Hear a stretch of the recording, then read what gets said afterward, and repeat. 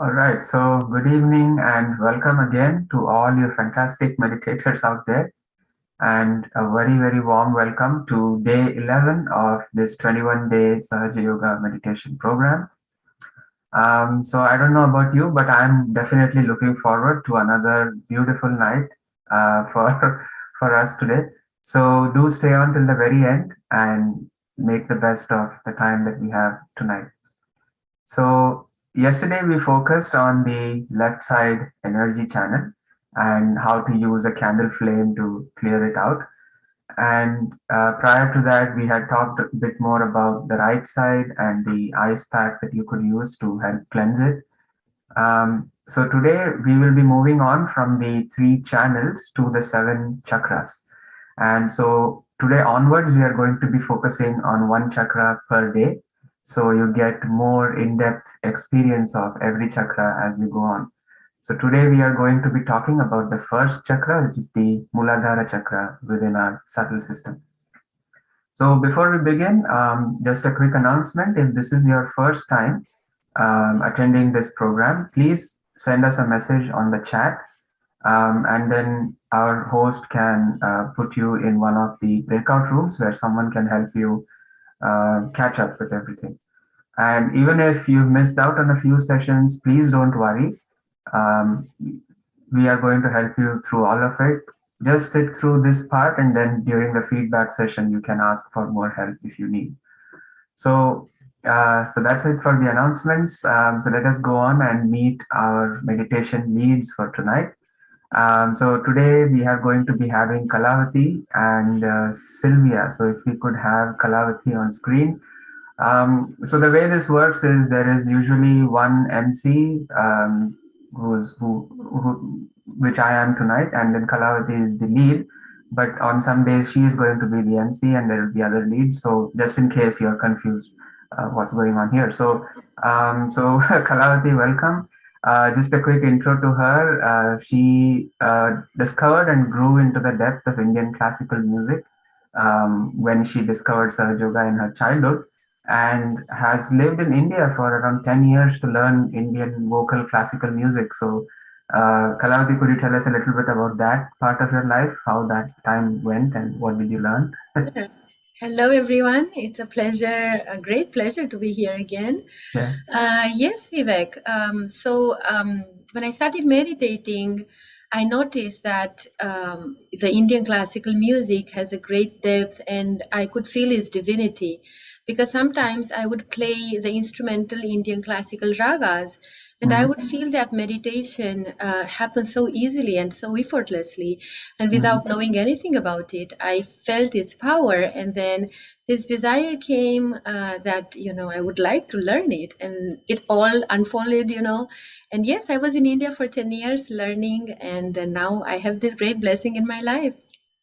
Wow, that's so nice. And you are originally from Romania, is that right? That's right. That's interesting. Okay. So let's move on to Sylvia now. We'll meet Kalawati later. So Sylvia is she's retired from government service, and she divides her time with family in both Florida and Virginia. And she came or started practicing Sahaja Yoga in 2001. And when she is not teaching or sharing this meditation, she likes to do her gardening and spend some time with her new baby granddaughter. So, Sylvia, congratulations on becoming a grandmom. Could you tell us a little bit about that, how that feels? Oh, sure. Yeah. Hello, everyone. Thanks, Vivek. Hello, Kalawati. So becoming a grandmother was very unexpected, happened a little bit late for us. Mhm. But maybe that was divine order because it was after I retired. So Oh, I have I time. have all the time in the world.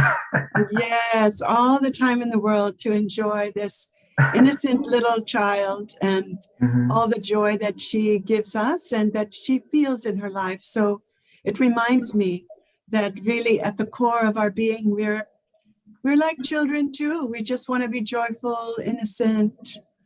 So I'm really happy to That be is here with true. everybody. And that's going to be the theme of tonight as well, how to meditate on those qualities of children and the innocence that they have. So that's really nice, and we look forward to hearing from you during the session.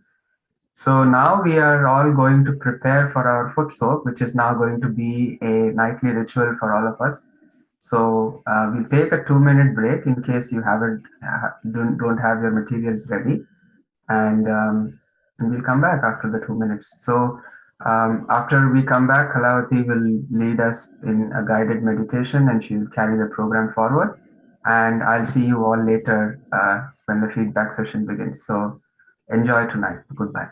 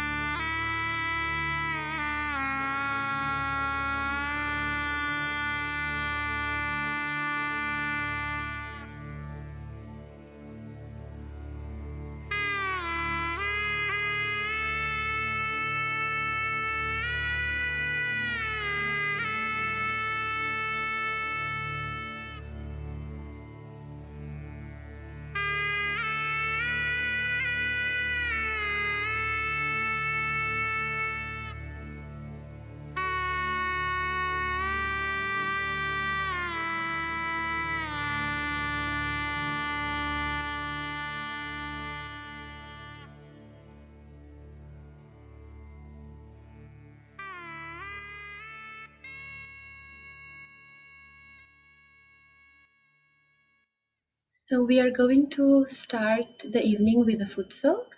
Let us sit very comfortably. Let us settle down.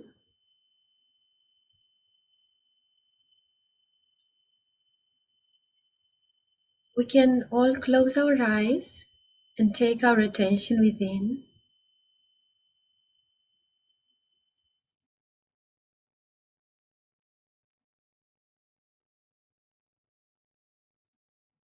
And let us give ourselves a very gentle reminder of why we are here. We are here because we are seekers of truth, and our pure desire is to ascend, to achieve the spiritual ascent. So with that in our heart, with this truth in our attention,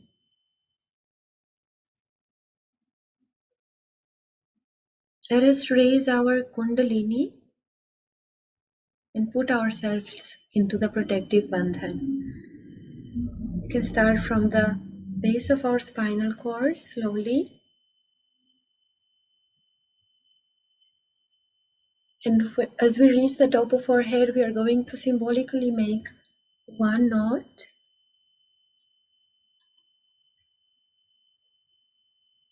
Let us do it again,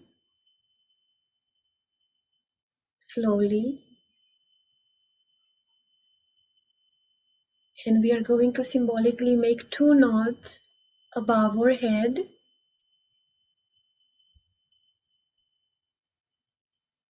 And let us do it the third time.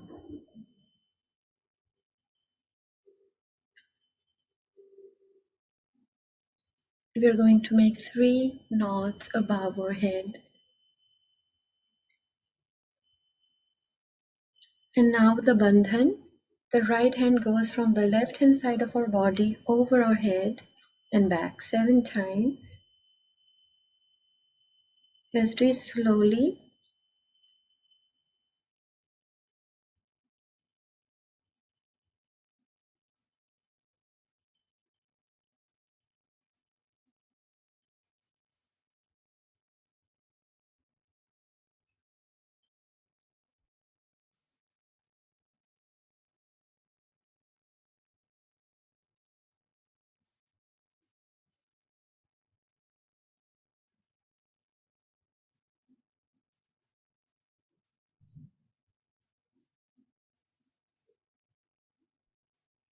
And now, before we dip our feet, let us make this circle motion above the water just because we want to vibrate it.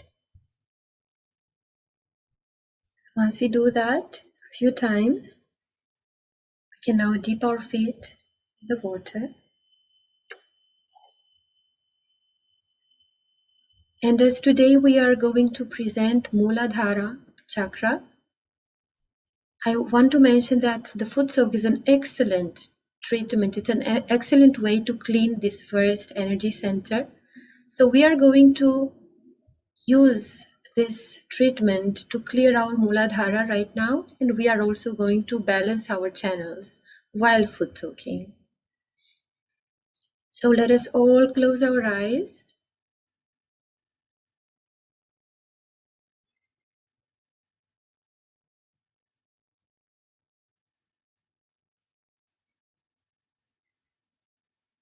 Let's take our right hand towards Mother Earth.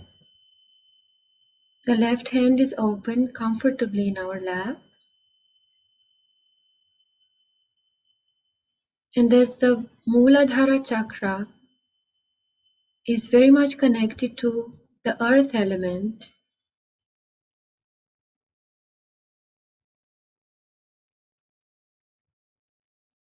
we are going to request our own motherly energy.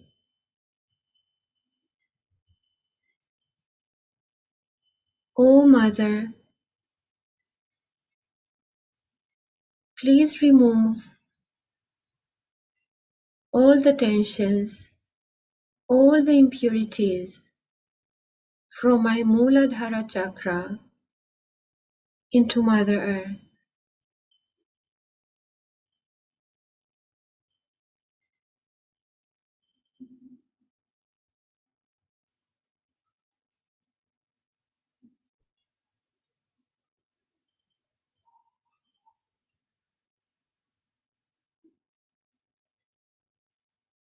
Oh Mother,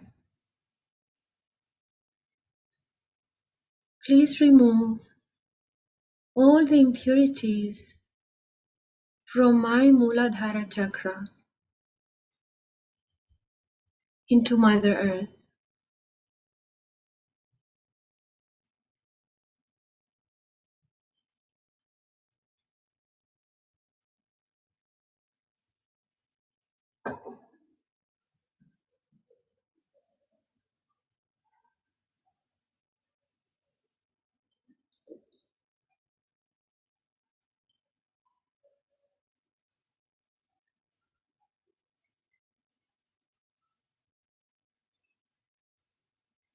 O Mother, please remove everything that is against my innocence, my purity, my wisdom and joy.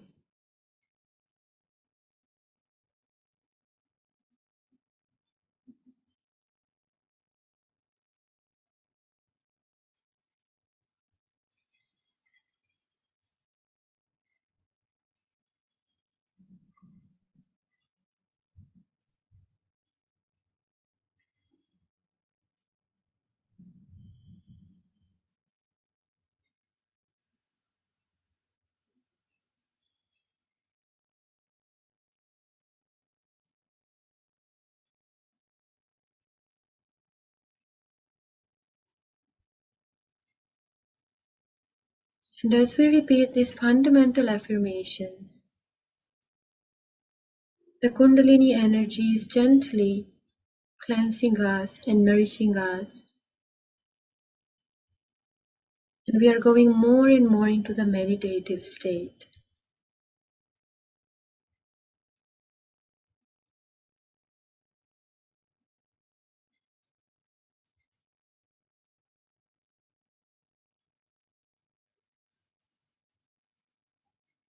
We are going to now request our Kundalini Mother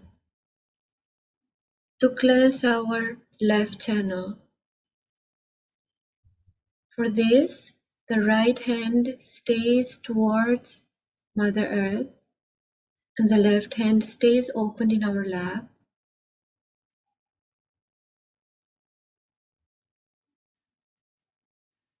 And here let us request honestly, sincerely, Mother,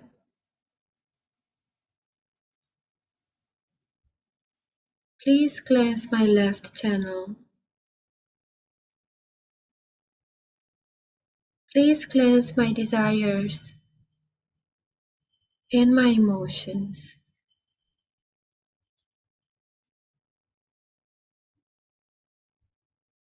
Please let the pure desire manifest in me completely.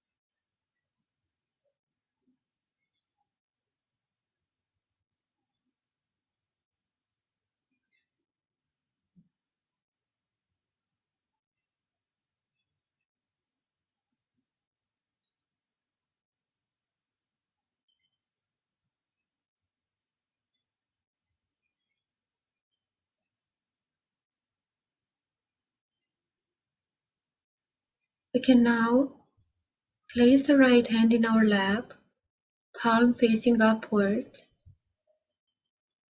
and the left hand will go towards the sky.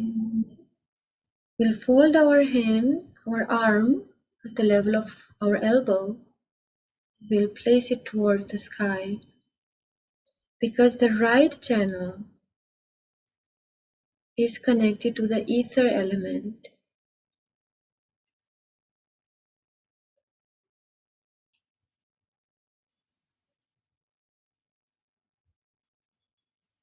Some of us would already be feeling how the Kundalini energy is working within. Some of us may feel the coolness. Some of us may feel something is releasing from our system, from our hands. Some of us may feel very silent and peaceful at this moment.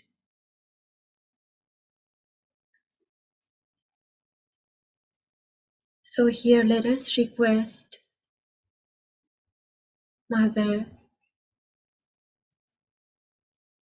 please cleanse our right channel.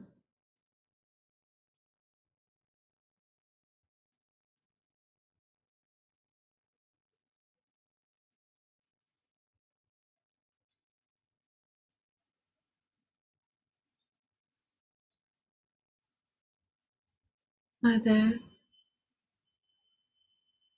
please remove our ego. Please remove all our reactions.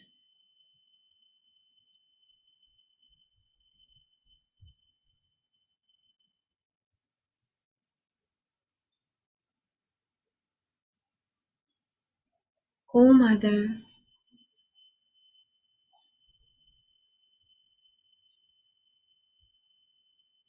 please bring me into balance so that all my actions become positive and benevolent.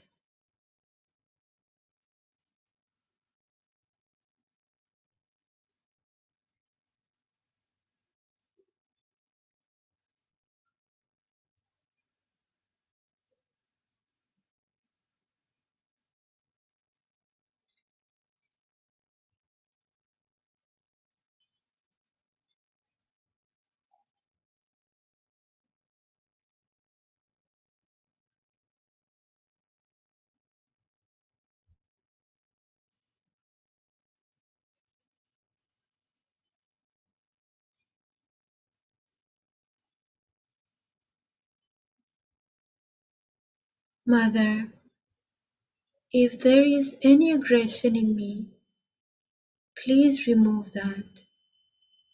If there is any anger in me, please remove that. If there is any ego in me, please remove it.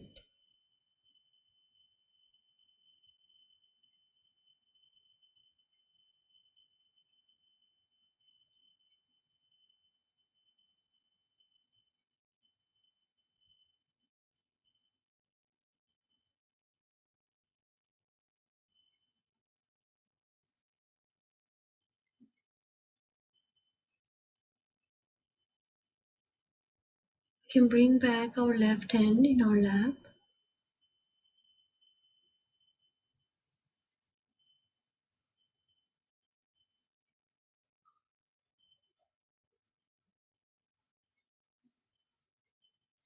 With our right hand, we can raise our Kundalini energy from the base of our spinal cord upwards, slowly.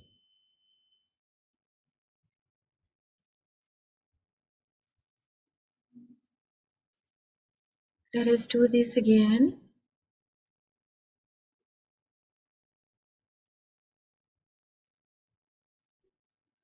We are raising the Kundalini energy on our central channel, Sushumna Nadi. Let us do it again.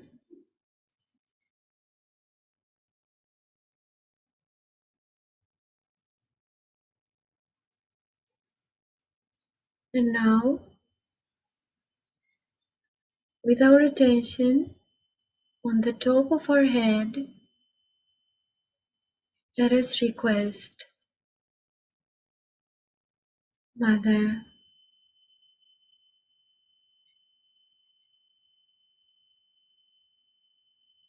please cleanse my central channel. Please bring me in complete balance. Mother,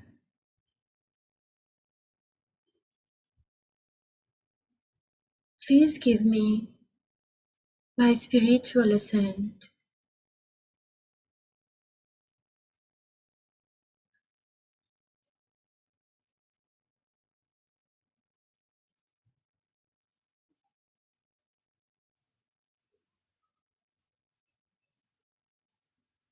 We can remain in meditation for a few moments, and we can keep repeating this within ourselves if we feel like.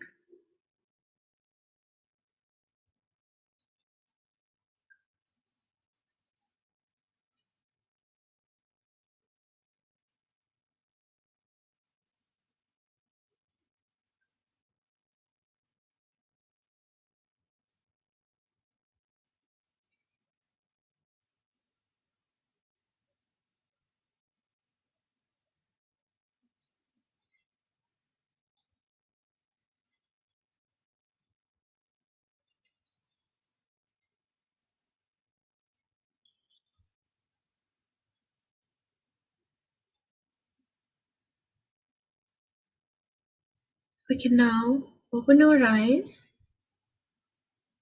Let's rinse our feet with the fresh water and put the futsuk bucket aside. At home, you may sit for even longer if you feel like, if you wish so. This was just a short but powerful futsuk. So we can put the dish pan aside.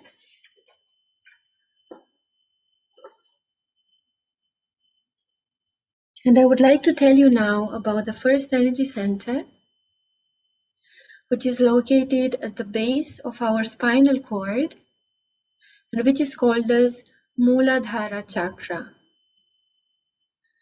It is a very important center because it represents the foundation of our spiritual growth, the foundation of our subtle system.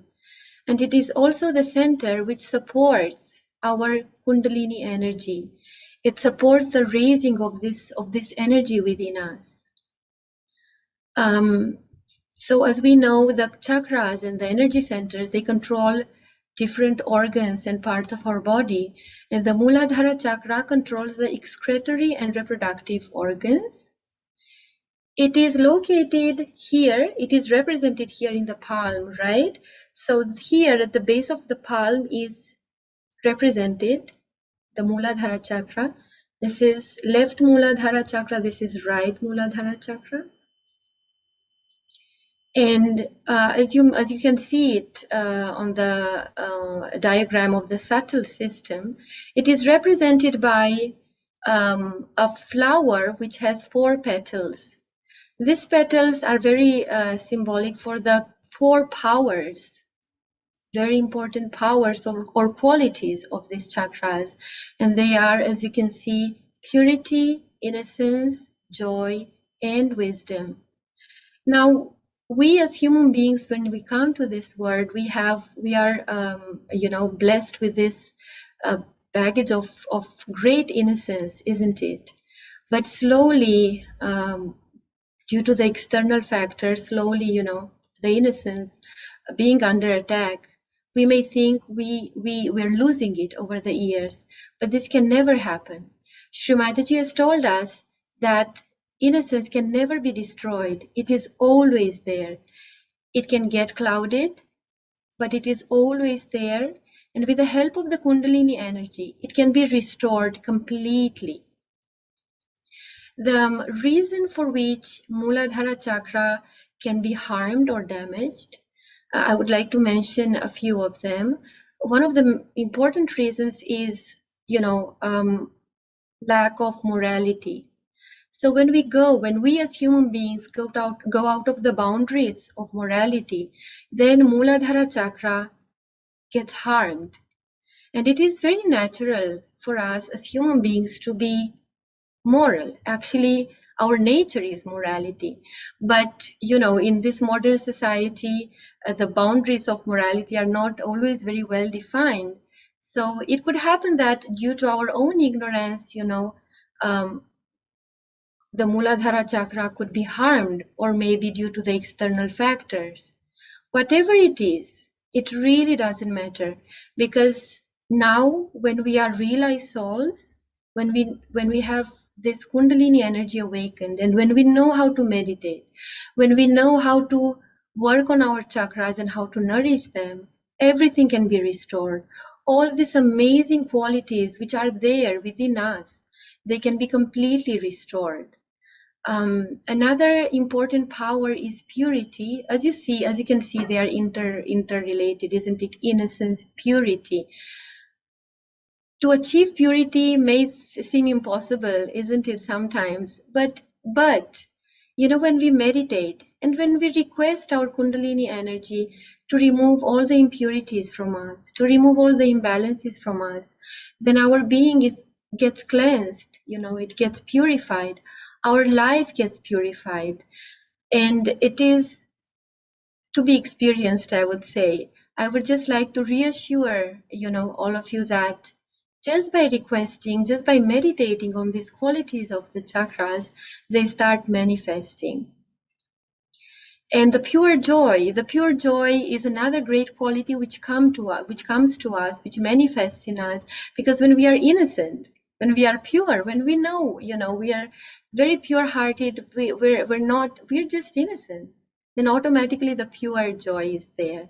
So as today we are talking about this very important energy center, let us also learn how we can meditate on this and how we can awaken the qualities within. So let us again go into meditation. We will not raise our Kundalini energy again, because I'm sure all of us would be already feeling the meditative state. So let us just close our eyes.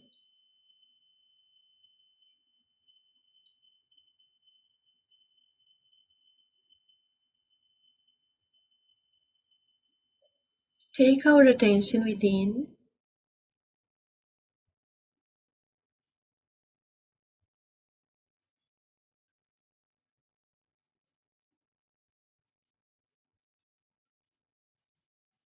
We can place our right hand towards Mother Earth.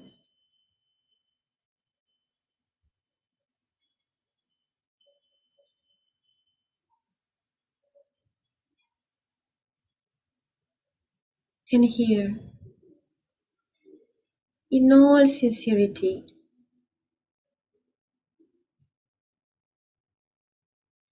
with a great desire in our heart, let us ask,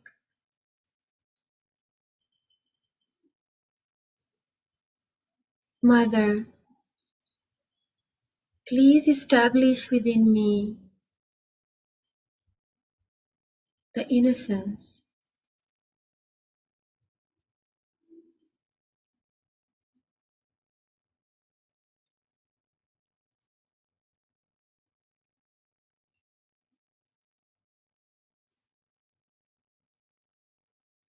Mother,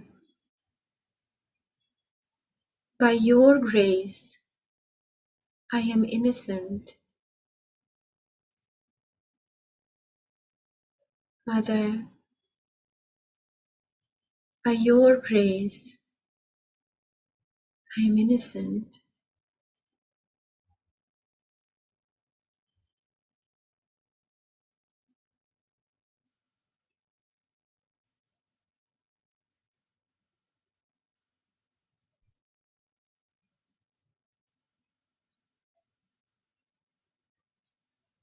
Mother,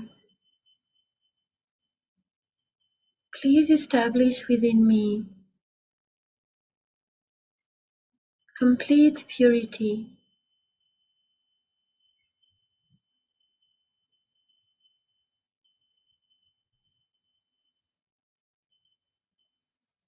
Please establish complete purity in my being, in my life.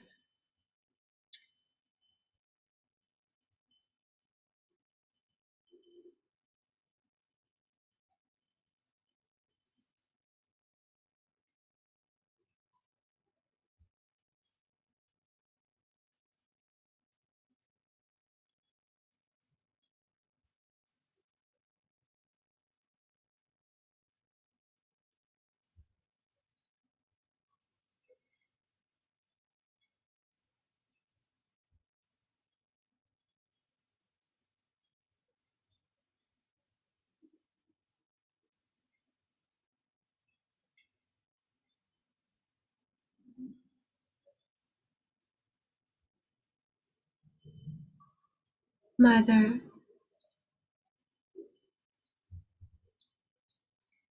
please establish within me the complete wisdom. Mother, by your grace, I am wise.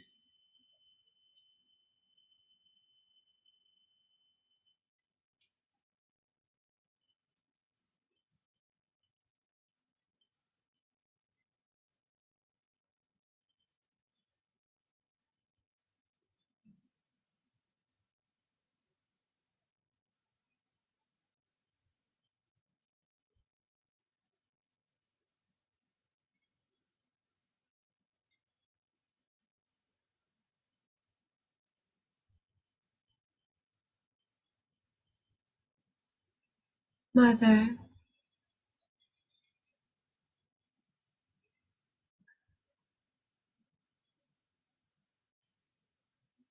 please give me the pure joy. Let me feel the joy of my own being.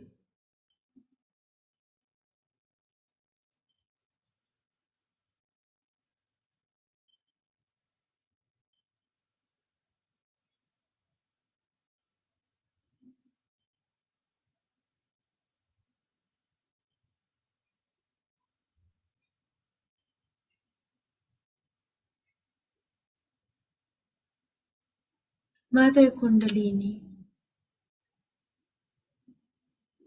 please cleanse my Mooladhara Chakra.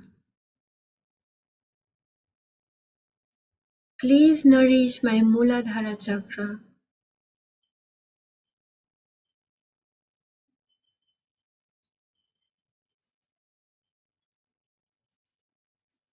Please strengthen my Mooladhara Chakra so I can ascend spiritually.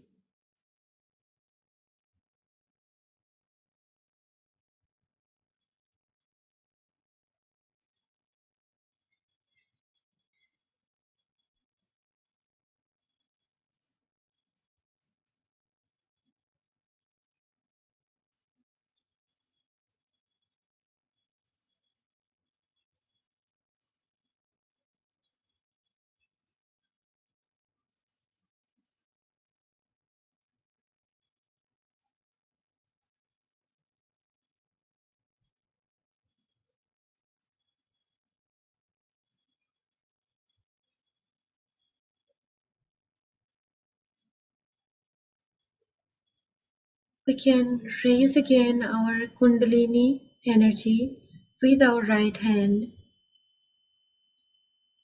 from the base of our spinal cord upwards. Let's do it 3 times.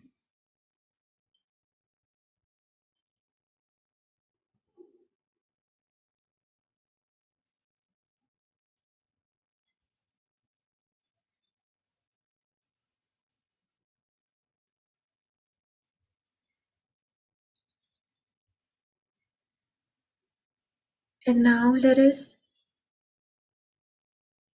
take our right hand and place it on the top of our head. Bow our head a little bit and massage it 7 times clockwise, slowly, putting a little bit of pressure. And every time let us ask, Mother, please establish my self-realization. Mother, please establish my self-realization.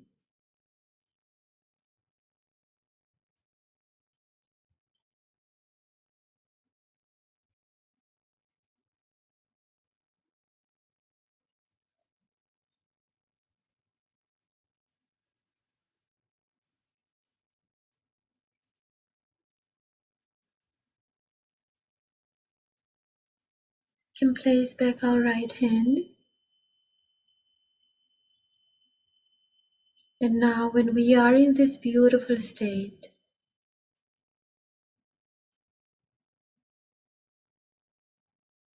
our own motherly energy is nourishing us. She's cleansing us because we have requested her to do so. It is our pure desire. So for a few moments, let us just enjoy this beautiful state.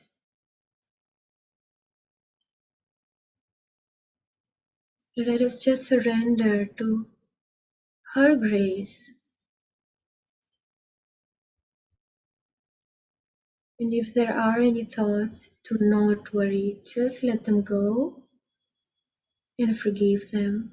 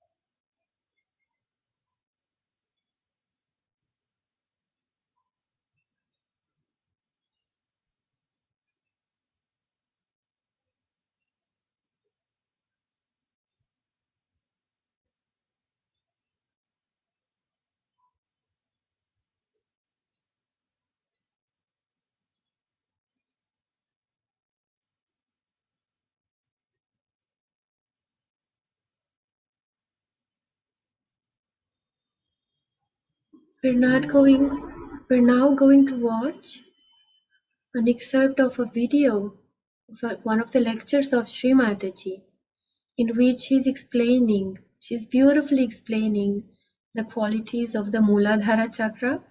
So we can all watch it and be in meditation. So actually, we bow to innocence within us.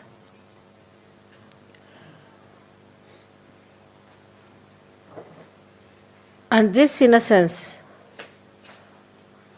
is the one gives you the enlightenment.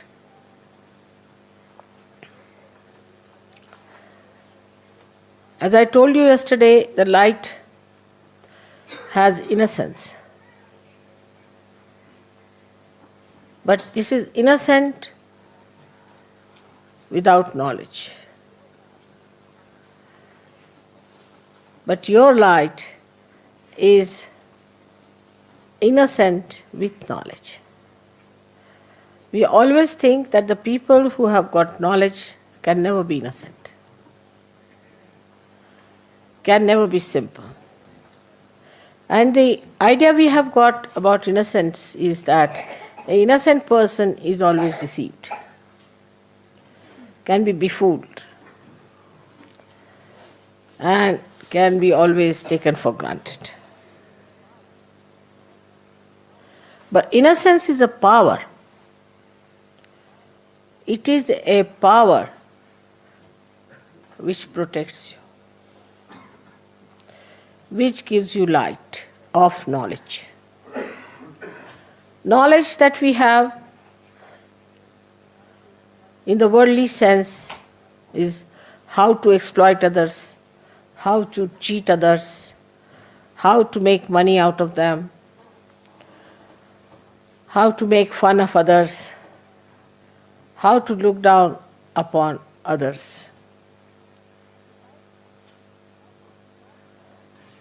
But the light of innocence is the light by which you know that love is the highest thing. And it teaches you how to love others, how to care for others, how to be gentle about others. It also gives you the light within. It's just the other way around of this avidya that we have in this world. Just the other way around.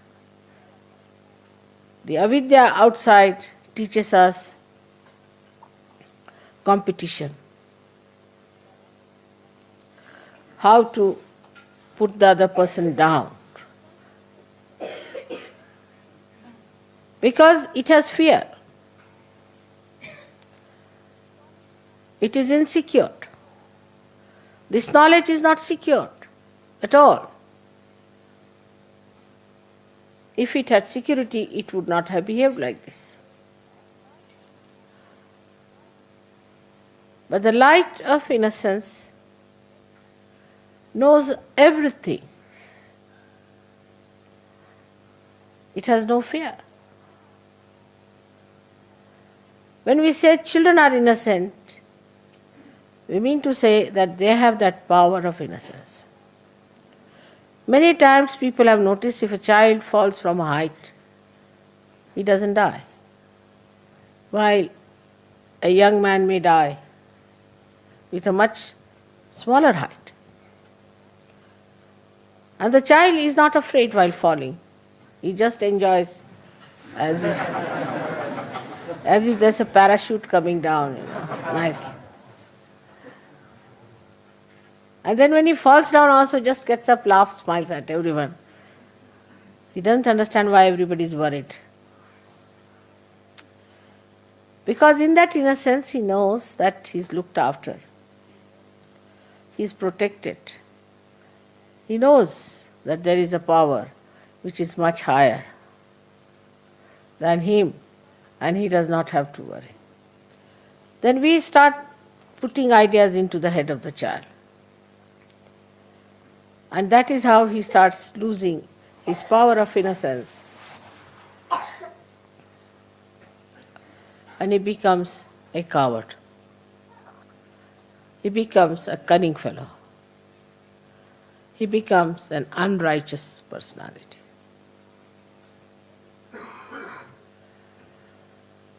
But still we would say that the innocence of children is innocence of ignorance, in a way, because they do not know the dangers of life. But the light of innocence knows all the dangers and also knows how to get rid of it. Also knows how to be away from such a person.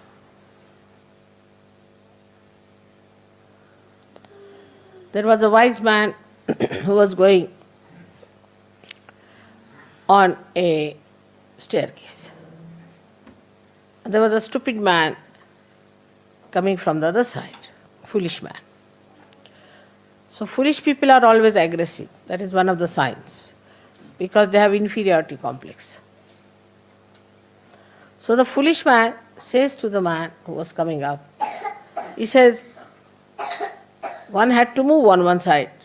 So he says, I don't move for fools, the foolish one says. So the wise man says, I do, and he moved.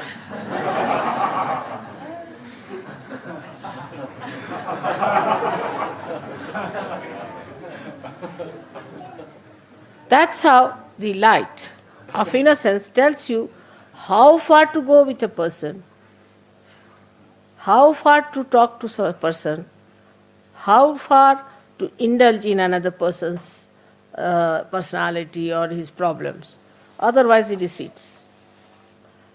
He understands that this gentleman is a stupid fool, so I move for a fool like that. He doesn't pay attention to such a person. He doesn't bother about such a person. This is the light of innocence, which gives you discrimination. How far to go with others?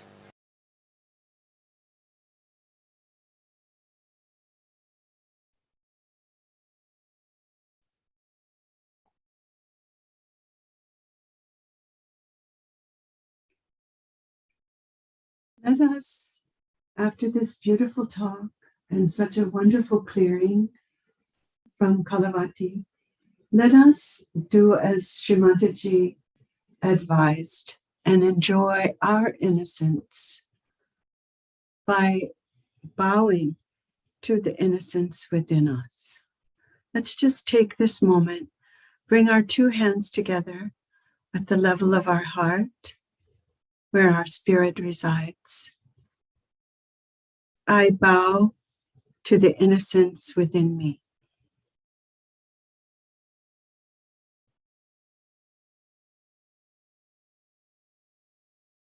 And then let's open our hands on our lap for a moment, keeping our eyes closed.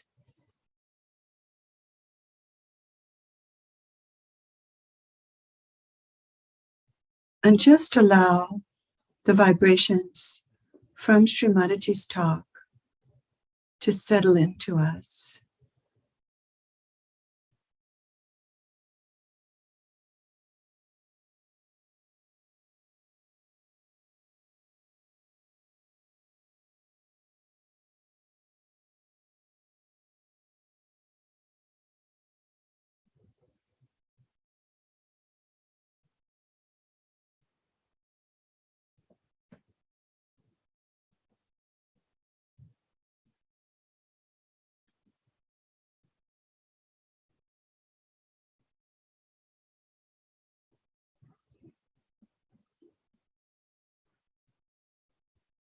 Today, as we are celebrating the innocence, all the qualities of the Mooladhara Chakra, the root chakra within us, which is the earth element, let's further our clearing by bringing our two hands down to the Mother Earth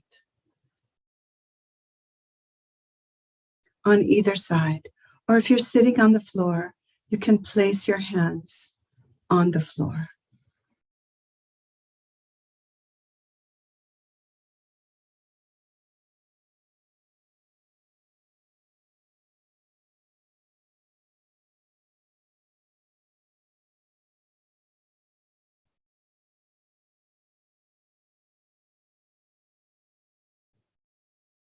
The Mooladhara is the root chakra within us. Mula means root and Dhara means support. And it is also the earth element within us.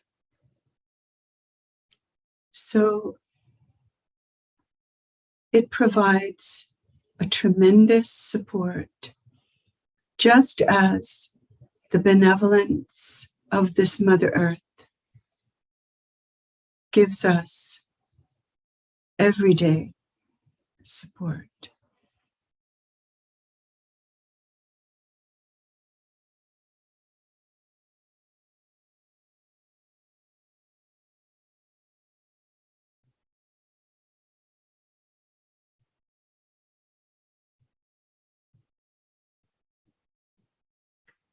The Mother Earth herself, the Mother Nature, is innocent. And as we are made from the Mother Earth, from all the things that grow and thrive on the Mother Earth, our basic nature is also innocence.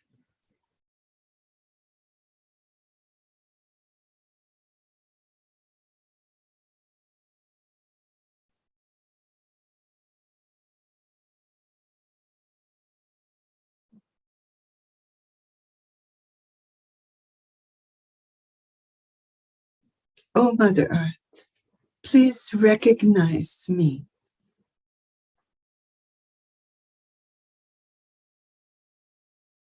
I want to feel the beauty of your innocence within me.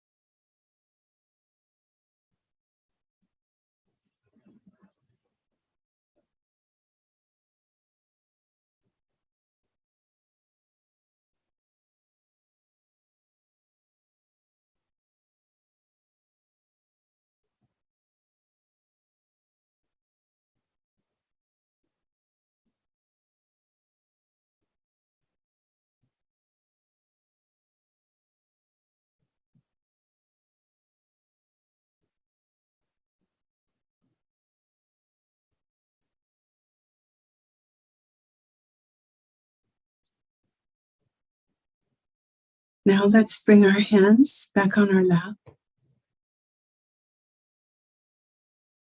In this position, our hands are at the level of our own Mother Kundalini.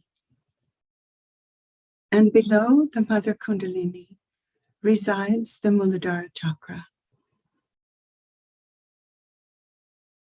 The Mooladhara Chakra itself, as being the innocence within us, is the guardian of this Mother Kundalini, which is a pure energy of a mother. In fact, the Mooladhara is the one who, when the seeker goes to get their self-realization, judges that person. Are they innocent enough for the Mother Kundalini to rise? So, since the Mother Kundalini has risen in all of us, we can already accept that we've been accepted by our own subtle system as innocent enough. So even though it can be covered up, innocence is the most powerful force in the universe, and it can never be destroyed. It can only be covered up by our actions or inactions that are against it. But through our pure desire, we can feel and manifest our innate wisdom as we meditate, because our Mother Kundalini clears away the fog, the clouds.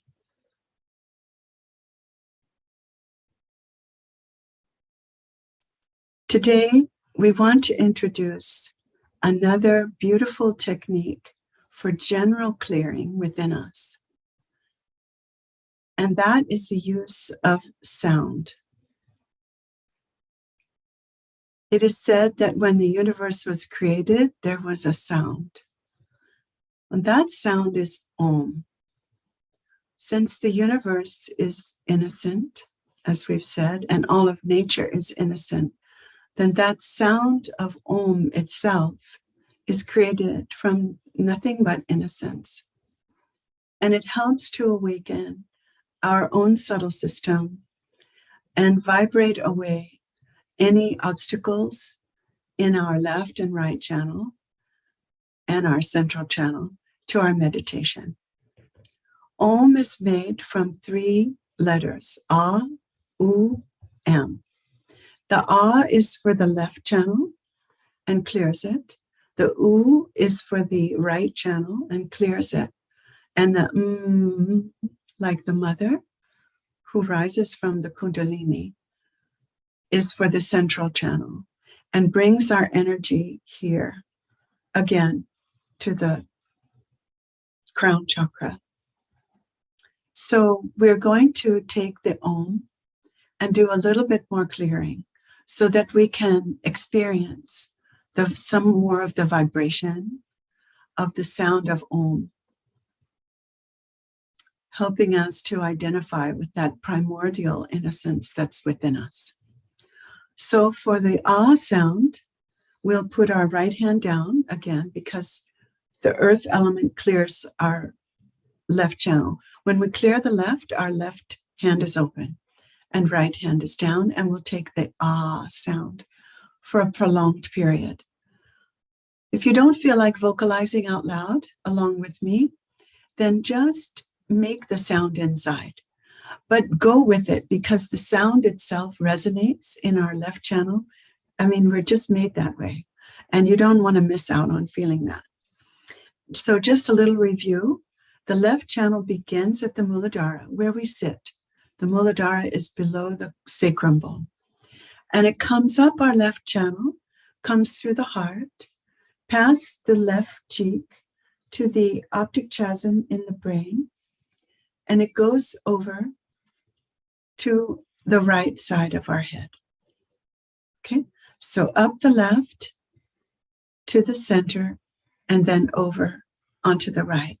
So when we say the Ah, we can try to feel it all the way from the base of our body through the left channel and over to the apex of the left channel, vibrating it so that it becomes more clear. We get rid of all the clouds and the dust in there. So let's put our right hand down now, and then we'll take the same steps with the U and the M, and we'll culminate with using the Om above our head. And then we'll have an opportunity to watch and listen to a wonderful video where some Sahaja artists have put together beautiful images along with singing the sound of Om that we can enjoy. So let's start on our own now to feel the primordial energy of the left channel, which is the Ah sound of the Om.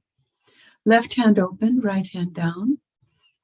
Let's take a deep breath and feel it from the base of the spine resonating all the way up to the right brain.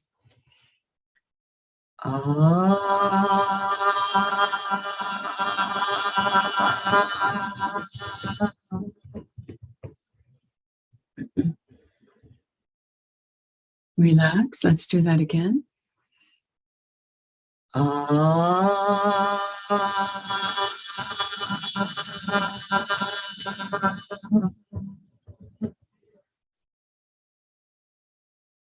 Another innate quality of the left side is joy. So if you start to feel joy from this clearing, and just enjoy it. Breath.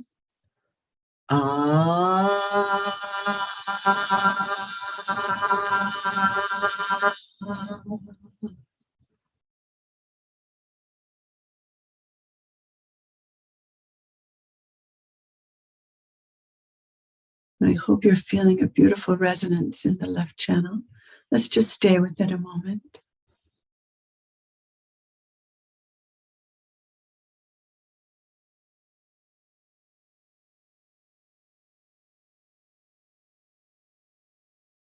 It's really great. So now we'll use the oo sound for the right channel.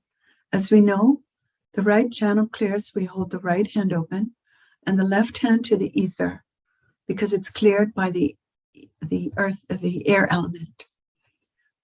So here we're going to take a deep breath and we'll make the oo sound. The right channel begins at the hip level. It doesn't begin at the Mooladhara, it begins at the Swadhisthana, the second chakra. This is our action and thinking channel, so we can feel the resonance with the oo all the way up the right side, coming to the center forehead, and then over to the left brain. Again, up the right side to the center forehead and over to the left brain. And this sound helps shatter the ego, bring it down into its proper position. So we'll take the oo, take a big breath, and just feel it from the hip level all the way up to the left brain. Ooh.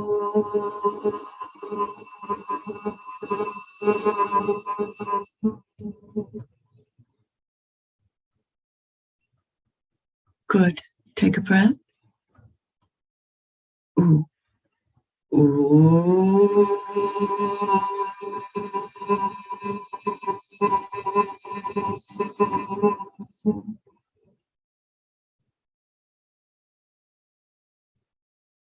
One of the qualities of the right channel is thoughtlessness. So hopefully these vibrations are helping your thoughts really just be dissipated. Breath. Ooh.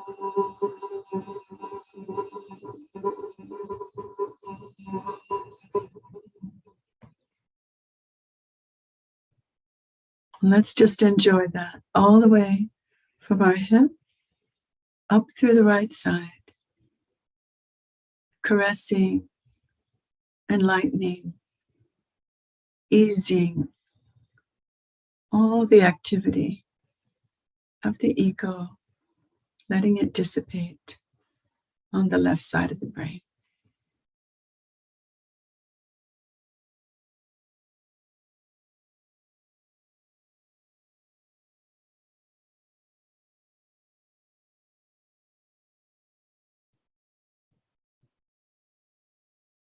What a privilege to enjoy that sound so much reverberating inside of us.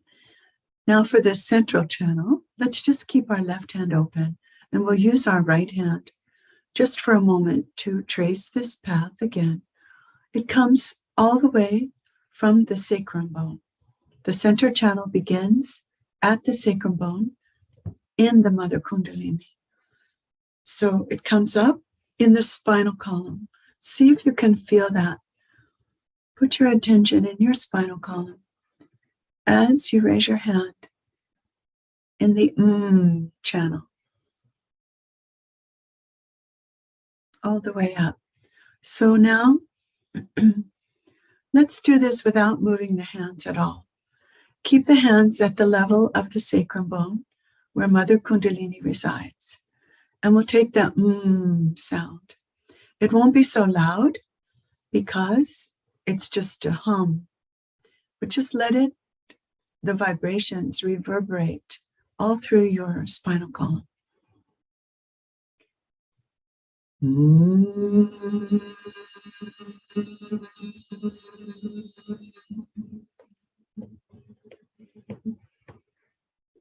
All the way to the top of the brain.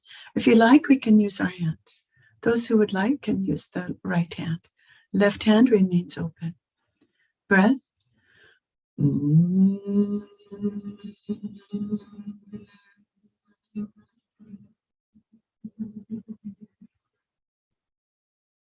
Let it come as high as you like. Let it go And then the last time, breath.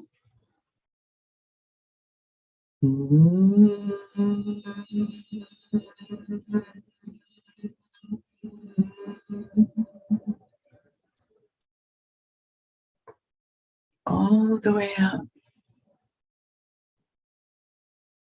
Let's put our hand down and just enjoy the vibrations all the way from the sacrum bone. Identify it. All the way up like a cleansing fountain. The Kundalini rises in the spinal column, relaxing the two hemispheres of the brain and vibrating at the Sahasrara, the crown chakra.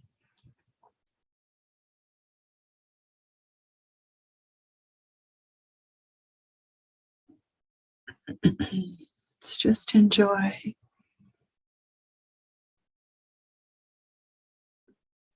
So, as we know, the three channels cross at the optic chiasm and they merge into the Sahasrara, the limbic area, as enlightened energies.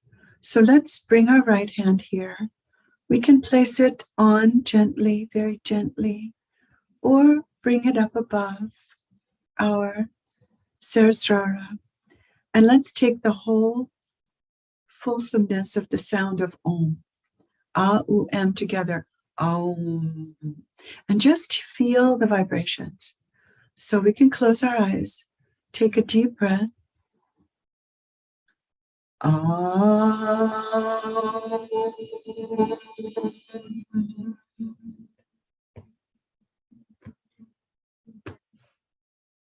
And seriously, your vocalizing is not as important as feeling the resonance inside. Breath.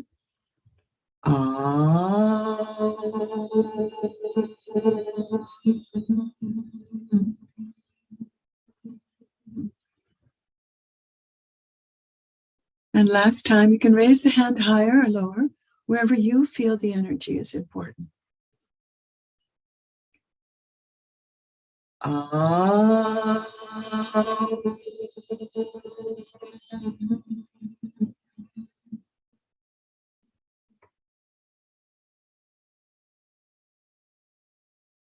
Let's keep our attention on that cool breeze, the resonance, the beauty of the sound, the clearing for a few moments with our hands open.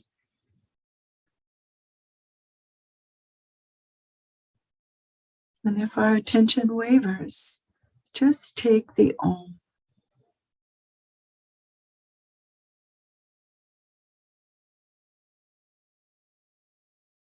Within yourself.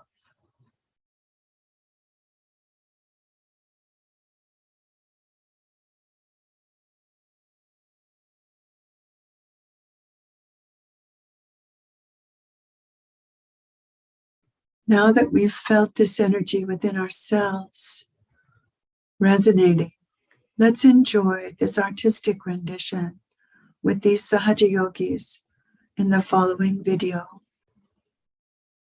And keep your attention up here so you can enjoy further the Om. And I'll see you back after the video.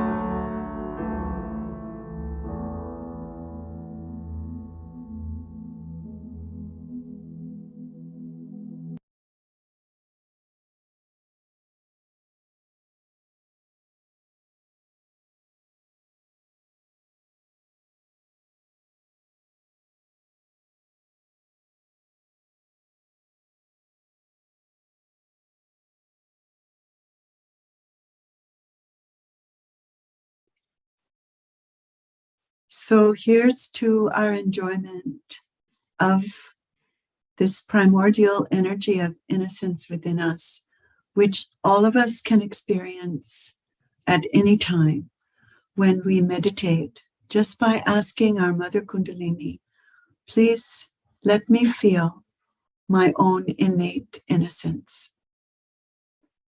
And also when you're meditating, if you don't feel that you're getting into sync, the vibrations haven't really started flowing yet, you can use this technique of the Om. I hope it was simple for you.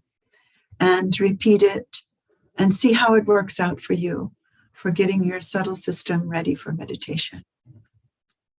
So with that, we'll conclude this beautiful evening of meditations.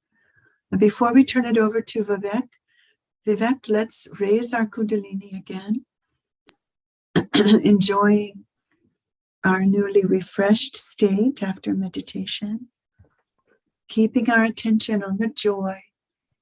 We'll tie a knot the first time. Let's do it again.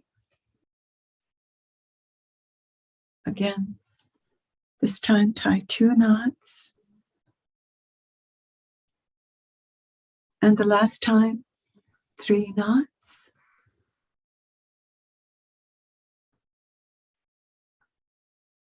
And we can perhaps feel a difference all around us after this meditation. And now with the bandhan, left hand open, right hand up over, down on the right, up the right side and down on the left, soothing out the auras for all 7 chakras. So let's do it slowly, enjoying the protection and the soothing.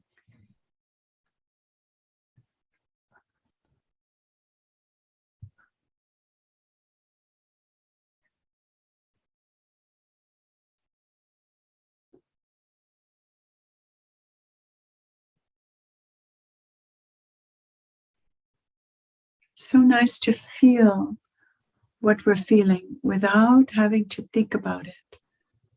This is another quality of our innocence, to just be in complete tandem with ourselves without thought.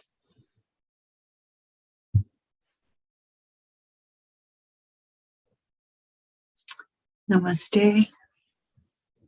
It was so beautiful being with all of you, and look forward to meeting you again in the Q&A. So over to you, Vivek, dear friend. Well, thank you so much, Sylvia, for that wonderful home meditation. I see we already have raised hands, like people are so eager to. No worries. And thank you to Kalawati also for leading the foot soak and the meditation and explanation of the Mooladhara Chakra. So before we go to the feedback session, we still need to review our material. So if we could just have the link for the website and the WhatsApp group on screen. Someone from the tech team will also post both these links in the chat. Please do check out the website, and the Mooladhara Chakra handout is in the tab for session 2, day 11. So if you would like to review the information that we discussed today, please do have a look at it. Keep it handy with you. Because as you progress with your meditation journey, you might want to come back to these materials and take a look at them again and again. So please definitely do that. Now let's look at tomorrow's slide, what we are going to be talking about tomorrow. And so that is the second chakra, the Swadhisthana chakra. I know that name is quite complex for non-Sanskrit speakers to pronounce. So you can just call it the second chakra for now. And this is the center of our creativity, our pure knowledge, pure desire and attention. So this is also going to be a very important meditation for us to attend,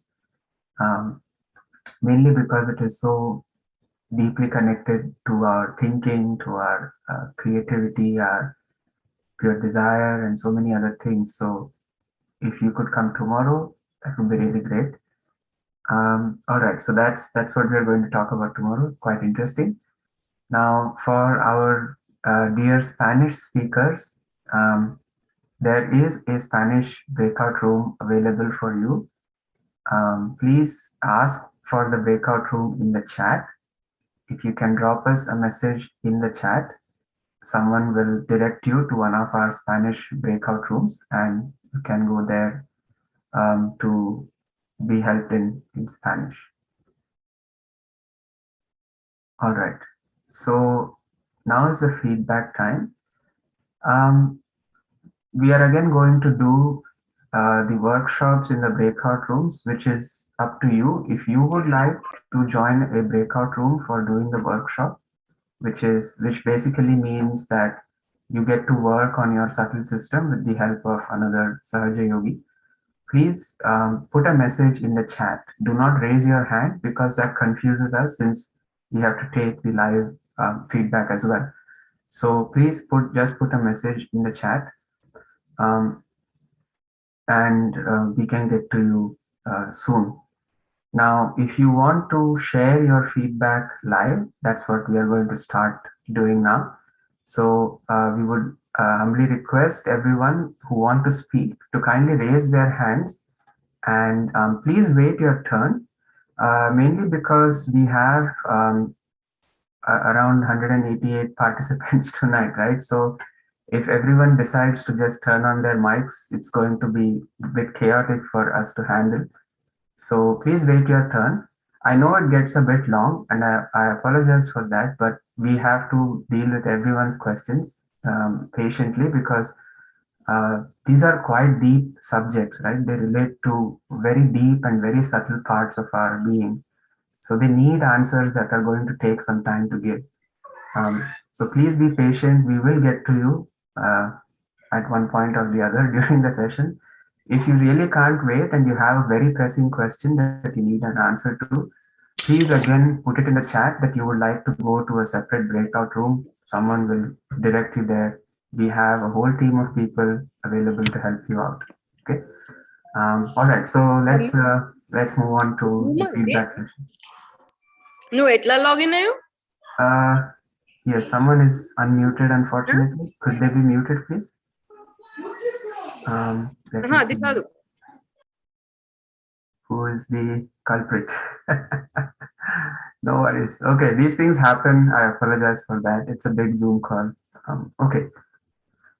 So we have our fantastic leads, Kalawati and Sylvia, who are going to help answer our questions and listen to whatever you have to share tonight. So Victoria is ready with her hand.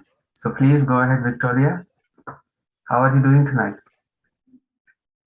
Greetings, everybody. This was absolutely beautiful for me. Mm-hmm. Thank you so much for this, leading through this whole chakra. So with such beauty and care. What I wanted to share is that 2 nights ago, when I went into the breakout room for the small breakout rooms, I had a strong reaction that night of Kundalini coming up and thumping on the right side of my head, like twitching and thumping. It actually felt like a knocking on the inside. Yeah. And then I'd had some blood pressure shifts after that, and heart rate shifts, very strong. Mm-hmm. And now when I hear about the Mooladhara Chakra coming up and then crossing over and going right to that spot, I remember last night you saying that this spot had to do with freedom and joy, which is what I work with and intend every day. I use those very words in my practices. And then tonight I hear that the Mooladhara Chakra is about this pure joy that brings us this freedom, and it crosses over and it comes right here. And so I'm beginning to connect the dots and thinking that this intelligence of this divine love of Kundalini is hearing me and working with me with such profound surgical precision, it feels like. Yeah. And I just am in this state of being so moved. And tonight is when my hands have felt the coolest and the energy over my head has felt the coolest. But the energy in the middle of my body all feels very warm. So very warm. And but my hands are very cool and the energy here is very cool. So okay, so right, you asked a lot of not really asked, but you have hit on a lot of points here. So I would ask Sylvia to comment on whatever Victoria has said. hi, Victoria. It's so nice to chat with you. Sorry. And so nice to hear your responses within you. It is true that, so what you were feeling, it's true, the Mooladhara is an embodiment of joy. And it begins on the left channel. So just a little precision there for you.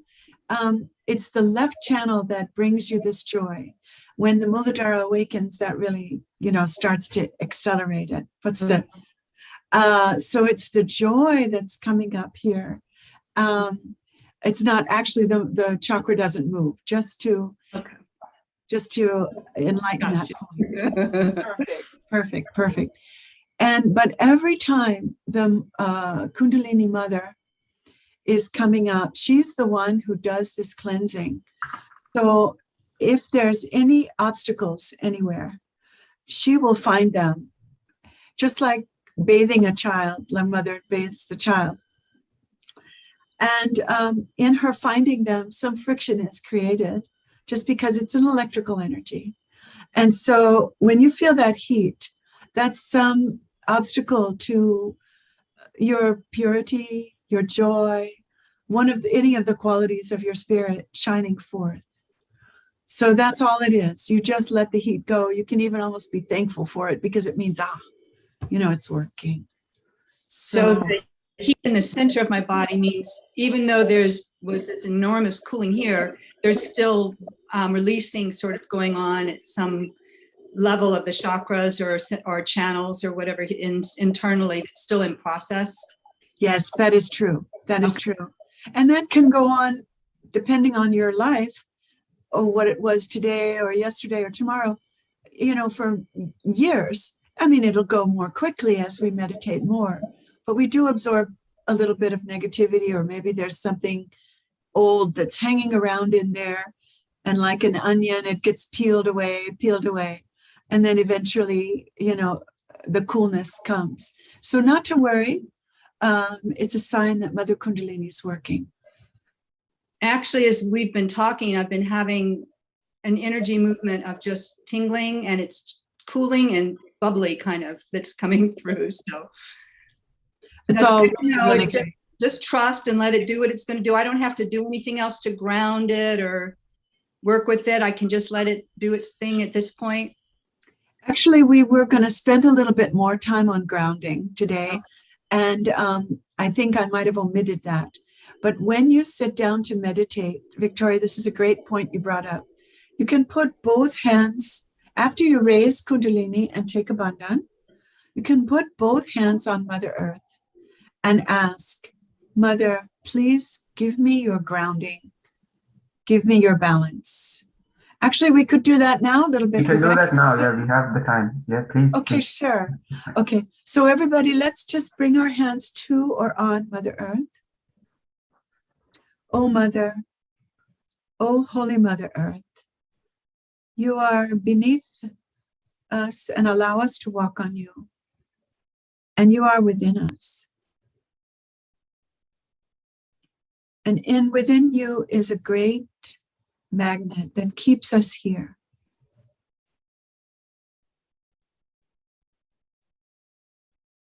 And also grounds every cell in our body, which also contains the carbon or the earth element.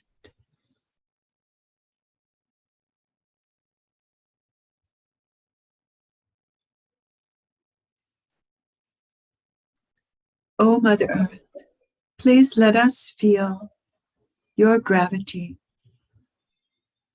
centering us, balancing us.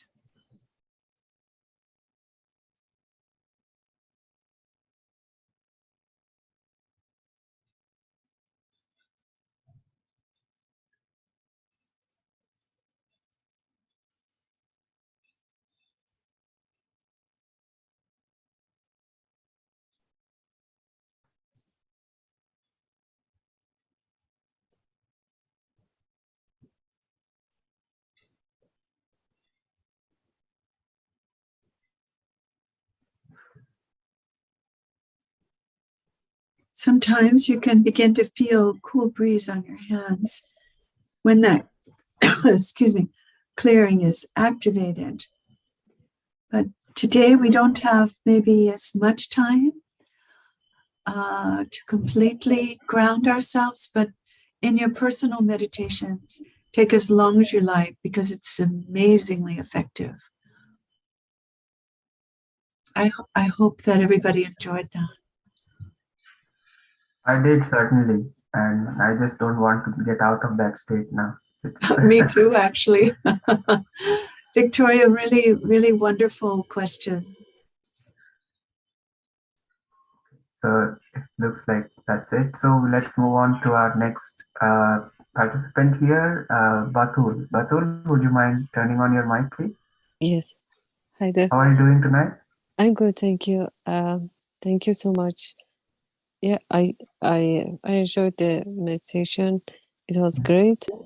And actually, yes, I'm working on chakras, and I was thinking chakras are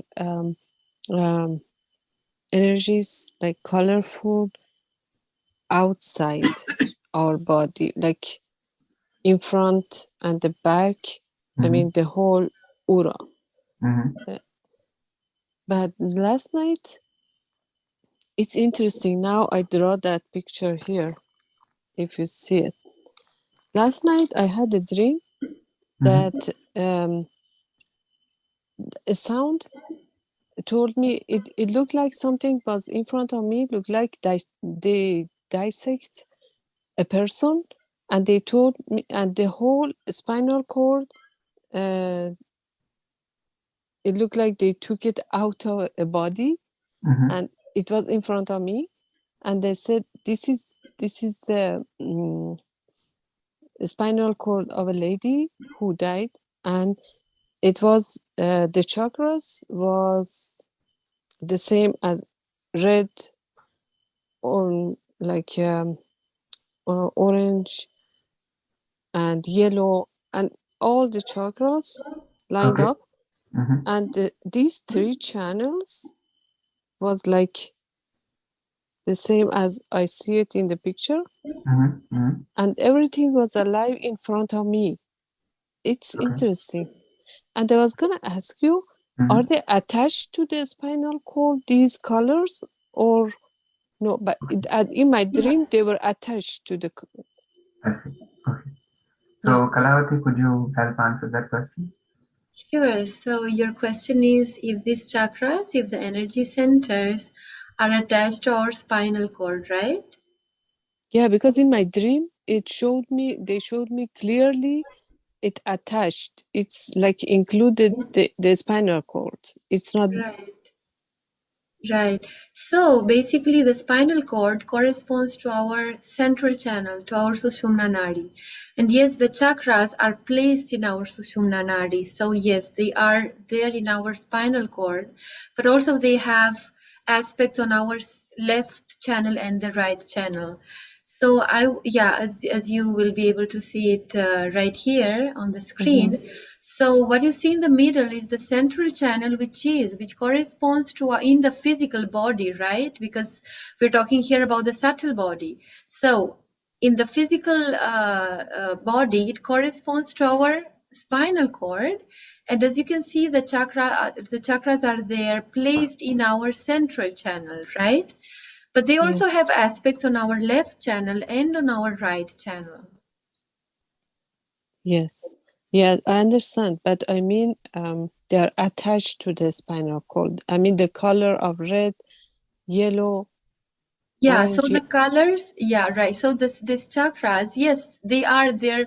The central aspect of them is attached to the spinal cord, which is our Sushumna Nadi, the central channel. And the colors basically, see, this is a very simple diagram. Actually, our subtle body is much more complex, right? In the diagram, we have three main channels. Actually, there are many energy channels within Yes, us, but yeah. main, there are three of them, as you can see in the diagram. So this is a very simple representation, so we understand it, so we don't get confused.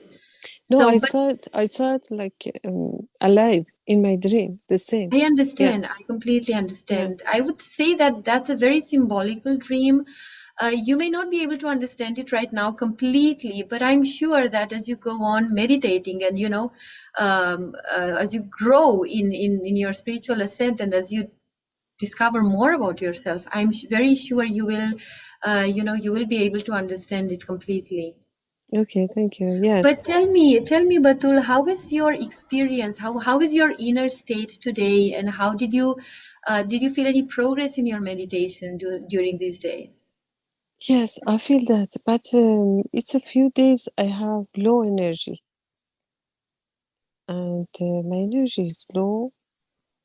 I feel like I want to sleep all day. Okay, would you guess what that can be? I don't know. I think my right channel has a problem. Yeah, I would say it is your left side, your left channel. Usually when we feel sleepy and we don't have enough energy, what we want to do is to cleanse our left channel, and we want to nourish it with the divine energy of our mother Kundalini. So I would say that is what would help you a lot. Which one? The meditation? The meditation, and specifically on the left channel. When the left channel is not in complete balance, the symptoms are lack of energy, lack of dynamism. We get this very sleepy mood sort of a thing. So then we know it is the left side, and we also know how to correct it. How should I correct it? Can you explain again? Precisely. Please? So, Kalawati, we could maybe do a small meditation for that. Yeah, sure. Thank you. It was explained, Batul, the left side, the left channel is very much connected to the earth. So remember, when we want to clear our channels, the channel we want to clear, right? That hand goes before the photograph of Shri Mataji, because the photograph emits very strong vibrations which they basically enter our hand, out that particular channel, and they push out the imbalances, right? So in this case, we're going to place the left hand towards the photograph and right hand very comfortably towards the ground, towards Mother Earth.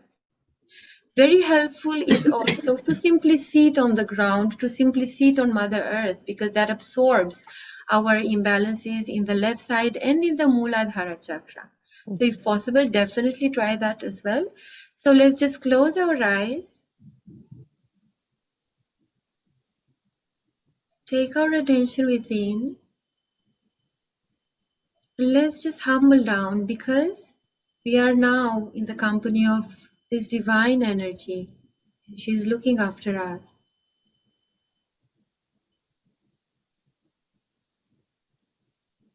Just take the right hand towards Mother Earth, and here let us request. Oh Mother, please remove all the imbalances from the left side.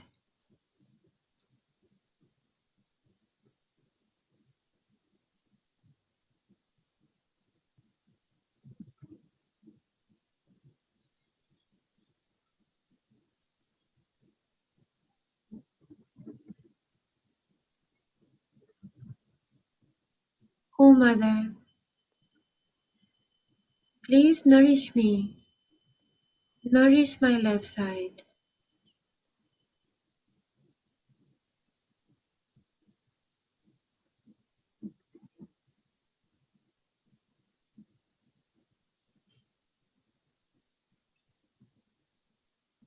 Please remove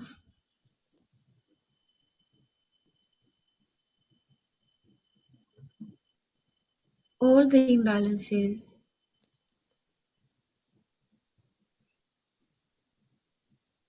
And please give me the joy. Please give me the joy of life. Please give me the pure joy.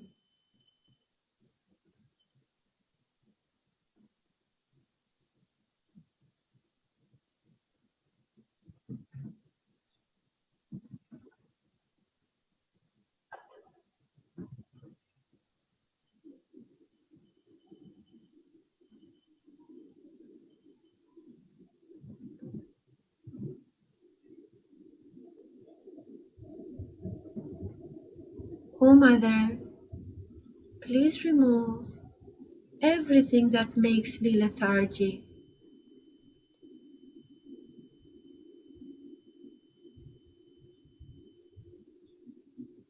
Please remove everything that doesn't let me enjoy, that doesn't let me feel the joy.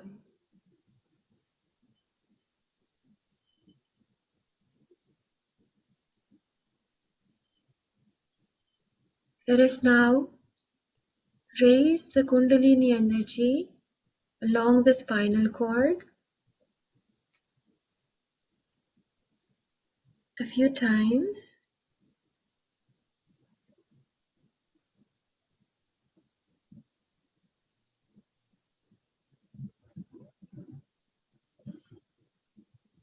Let us now open the hands at the level of our heart. You can open your eyes and just see how you feel. What is your state within right now? What do you feel in your hands?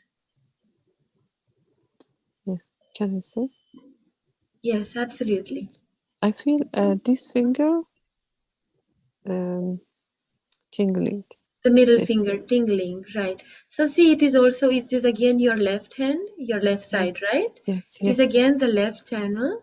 And this finger represents the third energy center on the left side. Mm-hmm. So I would suggest to you, Batul, that when you try to meditate at home, definitely pay attention to your left channel and try to balance it, just like we did today. All right? Okay, thank you. Did you get the chance to try to meditate at home? Yes, I do meditation. Yeah.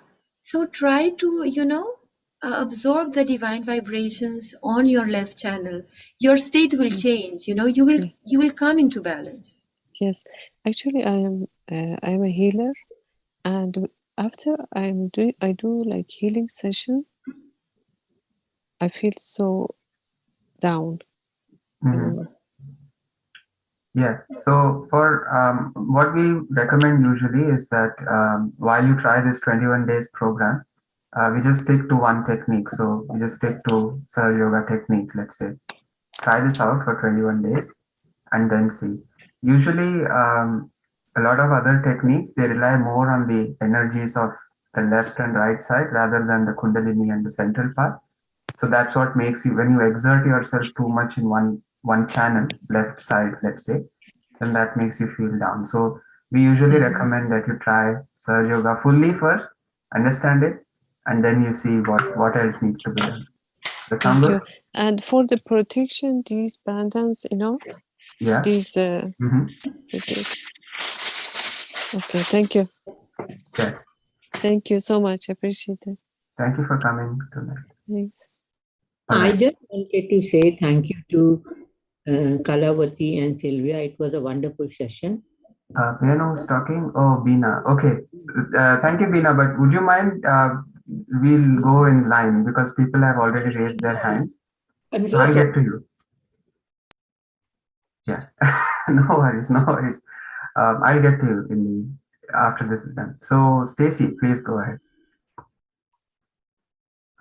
Hi, everyone. I apologize.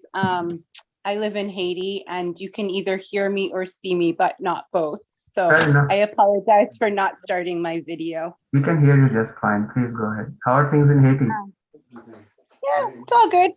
Yeah. Thank you. I so enjoy all of these sessions, and I feel my meditation progressing every night. I have 2 questions regarding reactions that I have felt.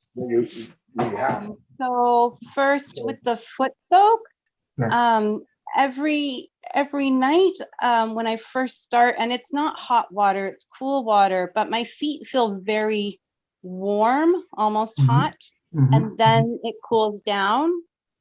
I don't know if that's anything or just me. Okay.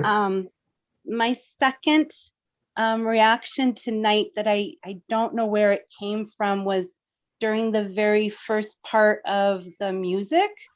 I was feeling very peaceful. I was not feeling sad at all, but out of nowhere, I started crying, and I don't know what that is either. So if anybody can explain that, I'd appreciate it. Thank you. Definitely, we'll explain that. So Sylvia, could you please help Stacy with what she's feeling? Maybe the second one first. Stacy, which music was it? Was it the Om that gave you that reaction? It was, especially when it was the male vocalist. And then when the females came on, I felt much calmer and wasn't crying. But like I said, I wasn't feeling sad or anything. I was really enjoying it. I felt a very strong vibration from it. It was kind of shocking, actually. And then, yeah, I don't know where the tears came from. Nice, nice. Well, kind of, we never know sometimes.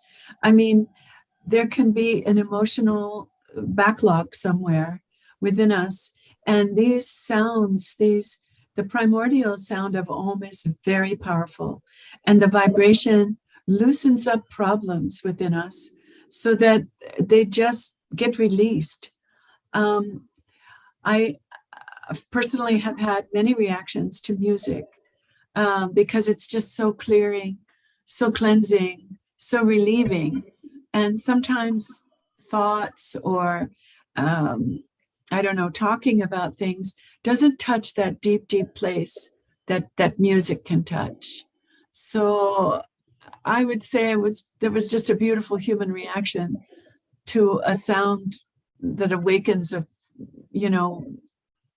awakening your own subtle system. I hope that makes sense. Yeah, that makes total sense. That sounds good. Thank you. Yeah, great. You're welcome. But I actually kind of forgot your first question, dear. Could you? Yes, it was whenever I start the foot soak, even though it's cool water, my feet get really hot, and then it kind of normalizes with the water, but I didn't know what that was from. Right. Well, I would say you're kind of having a textbook case perfect clearing with the foot soak. Because you have cool water, and the foot soak works to clear the first 3 chakras, which get heated up a lot during our day and are the hardest to clear. So that's why we use the foot soak. And the point of the foot soak is to draw the heat out so that the cool breeze will flow. So it sounds to me like that's exactly what it's doing, and it's just perfect. Yeah. Wonderful. Thank you so much. And thank you all for organizing this. This is just the most beautiful thing. I'm so happy I found this class. Thank you so much. Yeah, we're really happy too, Stacy. Yeah, exactly. Great to have you. All right. So the next person is Ibana. Ibana, how are you doing tonight? Hi, how are you? Hi. Oh, you're frozen, unfortunately. Right when it was your time to ask a question. Okay, maybe we can move on, and when she comes back online, I'll get back to her. Yeah. So, Bina, I know you had a point. Okay. I don't know why. I tried to put my effort on it, but now I can say I feel all sensation that you guys describes. I feel the heat from the cold sometimes. Today, the coldness. I enjoy that because the whole day was done, and it was very stressful. I live on satellite in New York, and I have to traveling today to all the way Queens, and then coming back here, and I have a meeting, and then I have a orientation. I have so many things today. But I was so like anxious, and I have problem with anxiety and a lot of things going on. But I'm very happy for the section but today, especially because it's let me connect with my child too, my childhood. I started thinking all the things that used to make me feel happy, you know, the things that we used to forget. And I remember today, like when I was thinking the movie was Lady from Cheese. I was thinking that when I was little, and I just remember that time, and I'm very happy for that. I just want to appreciate, and I want to say thank you to you. Thank you so much for coming. Right. That's really nice of you to say. We're thrilled to have you. Yeah. All right. Now I know Bina had a point to make somewhere in between, and I asked her to get back to her later. So Bina, if you could please speak up. Yes, I will. Yeah. I just wanted to say that, like, I'm listening to your conversation. They're really powerful, and there's a lot to learn about it. And it was a wonderful session today. But my question is that, like, at what point do we start having left side out of control, out of balance? Like how we should not let it happen. Today I was really happy. Everything was done well. I had a good lightness and everything. But when I came, of course, it's very foggy and it was snowing and all. And I walked in the snow and came and did my whatever I had to do.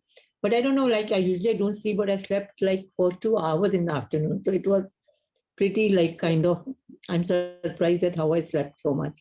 Maybe yesterday night also we were late and today also we are late. So maybe, but usually I don't sleep. And so I was just wondering, like how we can protect ourselves not to get imbalances. That's a very pertinent and very important question. So I think Kalawati, would you be able to answer that? Sure. So a very simple practice to keep yourself balanced is basically to be consistent in your meditation. If you meditate daily... No, sorry, not in meditation, throughout the day, like we should stay in the same state of frame of mind.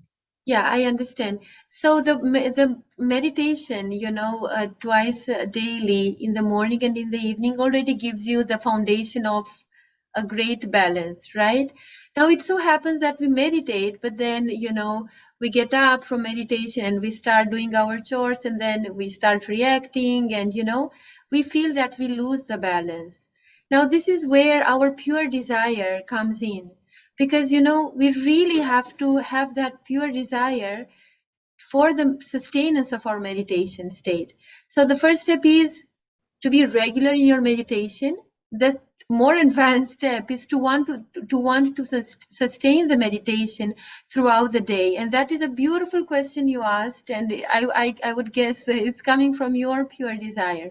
When that happens, you know, our attention becomes more subtler and we start paying attention to this one thing, right? Now, I'm being very dynamic and active, but my attention is how balanced am I at this point?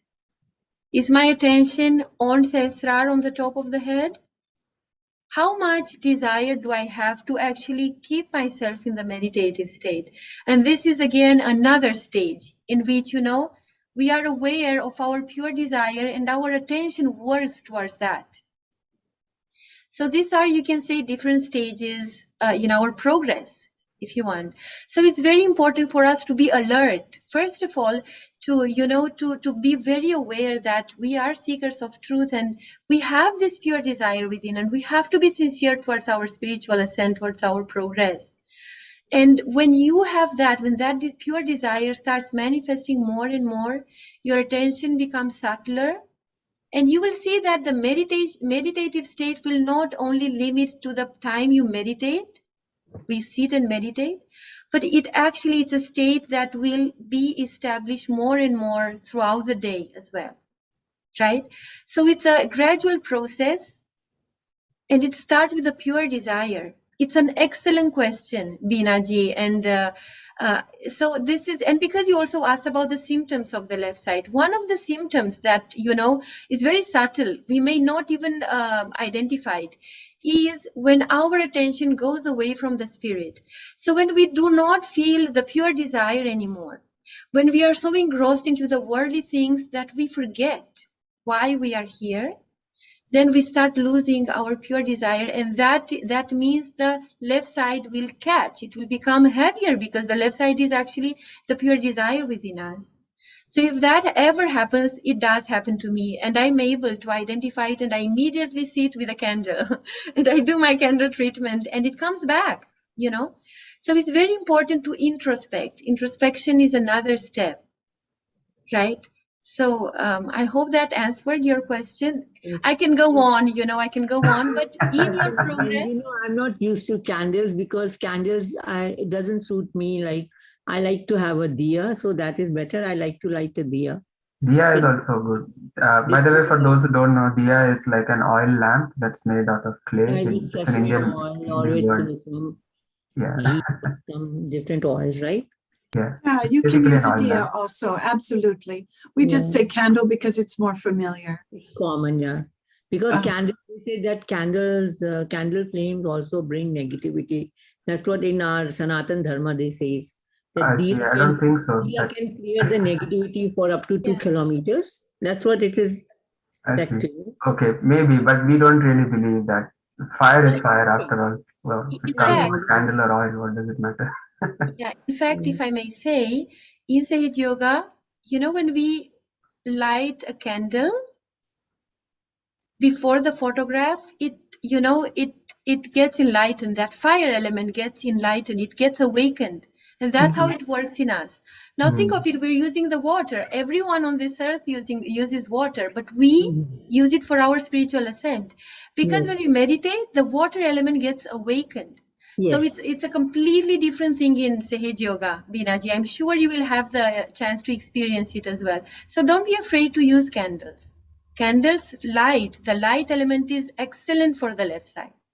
No, I mean, the water you were saying, like if we go to our temples and all, like Vivek just said that you should focus on one thing. I'm just saying that how beautiful the world is. There are so many ways like chanting Om and all. Right. Very nice. Different ways you guys are explaining it, right? Basically, it's basic knowledge which is being taken and shared with all the world. That's wonderful. So what I'm saying about like water also, that we keep water in the temple, right? Because they keep chanting and they keep, so it becomes different water, right? That's why people say that holy water, whatever it is. So I'm just saying it's beautiful, everything. Like, I mean, I like to lit the diya. I mean, that's what that's totally fine. Do what is comfortable. We are not forcing anything. Fire, that's matter the most. Pure fire, right? Fire can consume everything, no? Totally. Yes, thank you. All right, so let's move to our. Thank you, Binaji, for your questions and comments. It was really nice. So, Kyle, how are you doing tonight, Kyle? I am good, and good evening, everyone. Just a couple of comments I wanted to say, and the first one is and I apologize, so I'm going to shorten her name to Cal. I see. Kalawati, he wants to call you Cal. I think we should start calling her Cal too. That is going to solve a lot of problems. You can call her Carmen if you want. That's her actual name. Whatever comfortable for you, Kyle. I'm sorry, and I apologize. No problem. It's kind of like I don't have my last name up here because my last name is very long and difficult to say. As you mentioned, it was a short foot soak tonight, but it was extremely powerful. I had a very hectic day, kind of like what was mentioned before by a couple of people, phone calls, Teams meetings, you name it. I did not stop from the time I woke up till meditation time. So my water, I went with more of a cool water because I knew that I needed to really kind of calm down a lot. And as Stacy said, it's like I almost felt those bubbles in the water. And I could really feel a lot of, for lack of a better word, drainage, into the water. So, I wanted to say thank you for that, because for me, it was very powerful. That's nice. That's wonderful, Kyle. I would like to say that it is your own spiritual caliber, your own pure desire working it out, and the grace of the Kundalini Mother within you. So it is your own. It really comes from her. It is being triggered by your pure desire. Thank you. Thank you. And hi, Sylvia. How are you? Hi, Kyle. Glad to meet you. Yes, same here. What a beautiful way using Om throughout the 3 channels. That was the first time I used it that way. And I just wanted to say that was amazing. I have no idea about the music. I did not watch. I was just still in meditation, and I was totally blank. I was hearing the words, but like in the back of my mind, but in front of me, there was nothing there, and it was a beautiful experience. So I just kind of wanted to say thank you, and I appreciate I appreciate you guys and everybody on here. Thank you. Thank you for coming. Welcome, Kyle. Great to hear from you. So glad it was so touching. Please use it and use it and use it. Oh yeah, as a point of and Kyle, that was really nice of you to know that when you're in a stressful day, when you're very tired, then you use cooler water, versus when if you're having a more lethargic day, a down day, then you use warmer water. So I'm really happy that you figured that out by yourself, and that's a tip for everyone. If you have had a stressful day, too much of work, if you're overworked, overstressed, it would be nice if you could use cooler water for your foot soak. And generally, if you feel more restless and or when you feel that this right side has been used too much, our mental energy or even physical energy, for people who actually have to do physical work a lot during the day, and you could just be someone who's a homemaker, for instance, but you still have to run around, your right side can get heated. So you use an ice pack on your liver, and then it sort of calms things down. So it's all about the channels and how we use them, and then we use the elements to sort of help compensate and then clear it out. And so it's really nice that you noticed that. I was surprised that you understood that. So, and I hope others are doing the same as well at home. So do we have other questions? Because the night is still young. We we would still like questions from you, feedback from you. So please raise your hands and I'll get to you. If not, I will pick person by person and then see how it goes. Especially people whom I haven't interacted with yet. So if someone would like to share something tonight, ask any question. Okay, so let me try a really quick, we can play a game on Zoom. It's not very complicated. So on your bottom bar where you have the option to raise hand, you should also have an option to select an emoji, right? I hope so. So if I ask a question and the answer is yes, you will have to put up that emoji on your video, not in the chat. Where you have the raise hand, beside there should be emojis. So we get to see overall what's going on. But before that, Faiza has a question. Okay, so Faiza, go ahead. Oh, where is she? Disappeared. All right. Okay, so Delilah is already in the game. Okay, let's go. So if you have been doing your daily meditations, put an emoji in front of your video like this. Can you do that? Oh, wow. Okay. 1, 2, any emoji is fine. 3, 4, great. 5, wow. 6, 7, that's nice. Oh, wonderful. Wonderful. That's great. So many people are doing their daily meditations. Wow. So nice. So nice. Okay.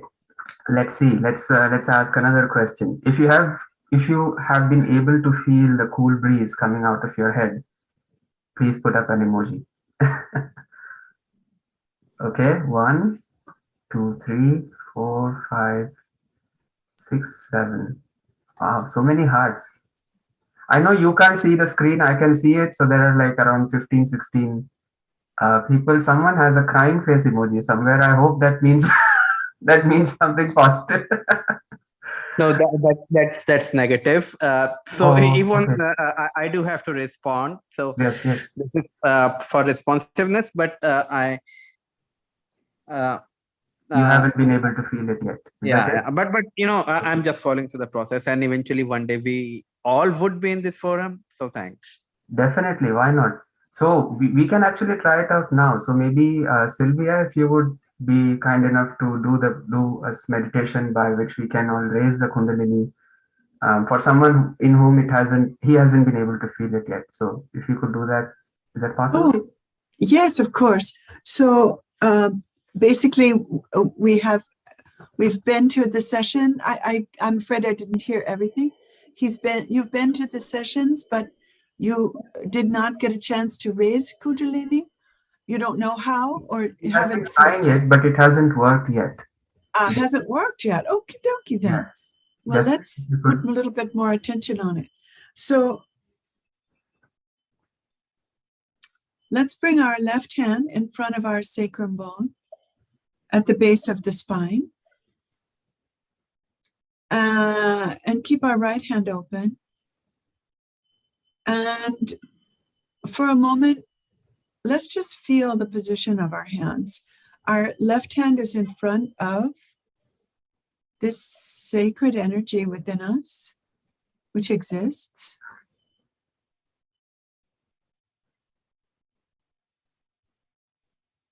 And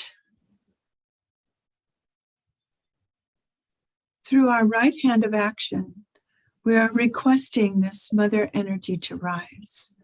But we have to be completely sincere in our desire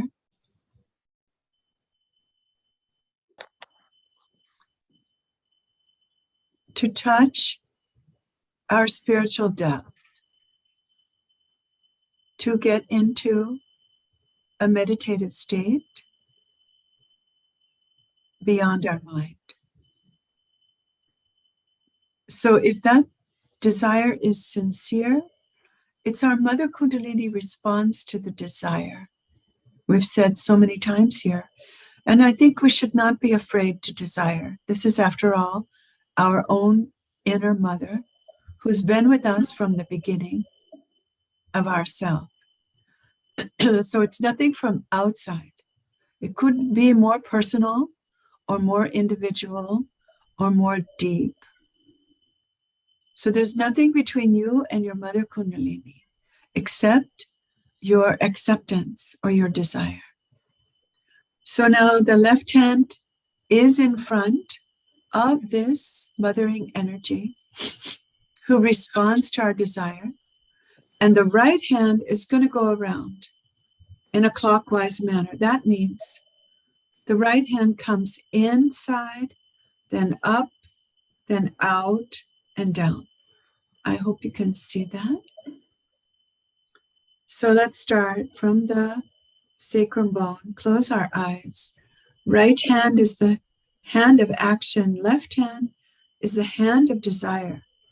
And they're working in tandem through our action and our desire. We cannot be more involved than that, can we? In our intention to get above our mind. Let's tie a knot. And now we'll do it again. Slowly, our action and our desire are merged in oneness with us. It's a very sacred and beautiful testament to our own self, recognizing ourself. Again, tie this knot. And again, let's try, we might be feeling it now on our left hand, hand of desire.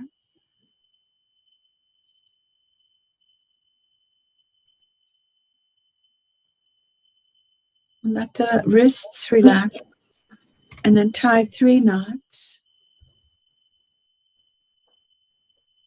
And just be with this for a minute. You can hold the right hand above our head. Let's pay attention to what the result is of what we just did. Put the left hand above the head. Always the other hand is open to receive. Now bring the left hand back down again on the lap. Right hand over the left. Like this we start. And bring it up the left side, over the top of the head, and down on the right. And our attention is on the inside, the result of the movement on the outside. The only thing we can do is feel it. Analyzing it or anything else will not give us any result. So this is between us and our energy. Let's continue and just enjoy it. This is a protection.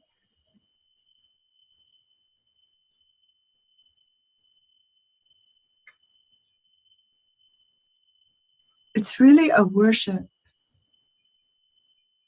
honoring our own desire and trajectory towards reality, towards ourself, towards meditation state, which is all of that. Okay, I frequently lose count, so I may be going overboard here, but I'm loving it every minute. And then at the end, let's put our hands together at the level of the heart. I bow in reverence to the sincerity within me to achieve my spiritual oneness, my spiritual growth. Amen.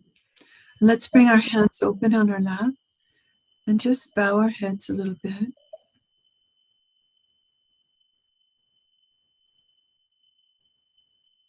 This is a higher desire within us, and we have to be humble before it a little bit.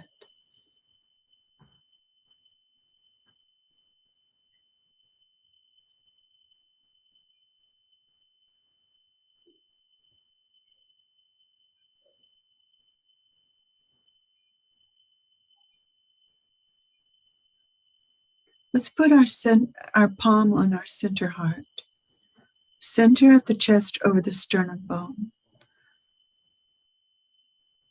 Mother Energy, please let me feel your love.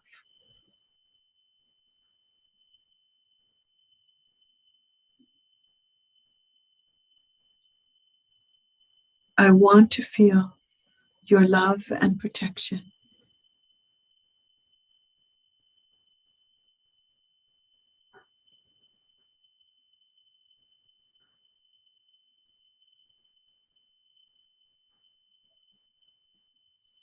The seat of the heart chakra is at the apex of the brain.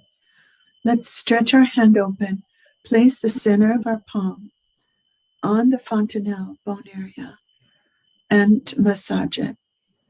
Move the scalp, not the hair. Oh, Mother, please rise and let me feel your love. Flood my brain with the relief of this blissful state. Please give me the vibrations so that I can feel the meditation state. Raise the right hand up. Let us feel anything tingling, warm, cool. Put the right hand down. Keep your attention on the heart and above the head at the same time, and just enjoy it. Bow the head a little bit, just for another moment to feel it.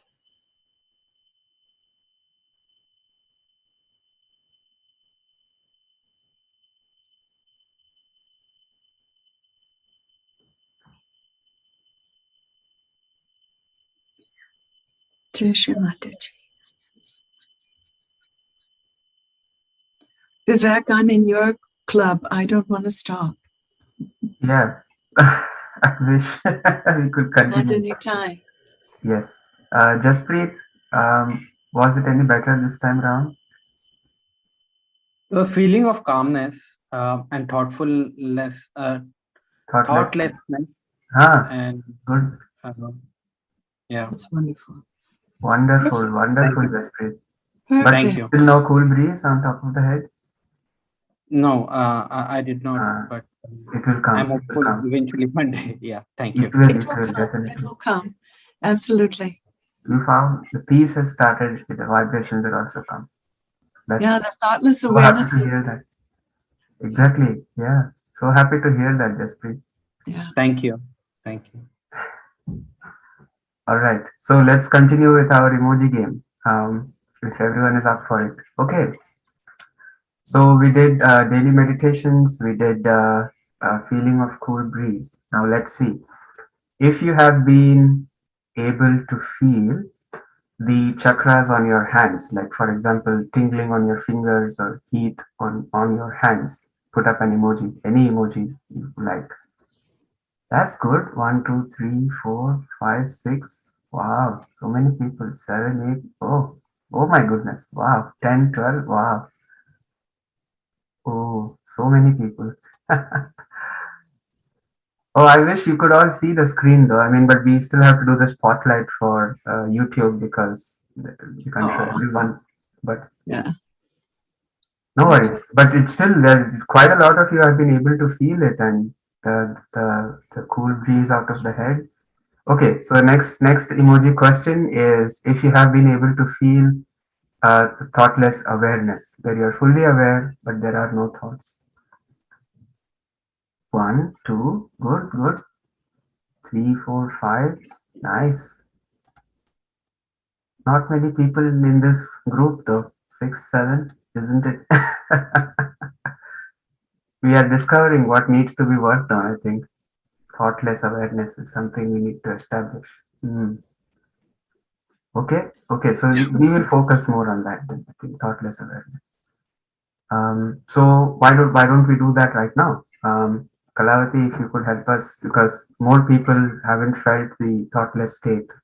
If you could do something for that. Sure. So we can all close our eyes.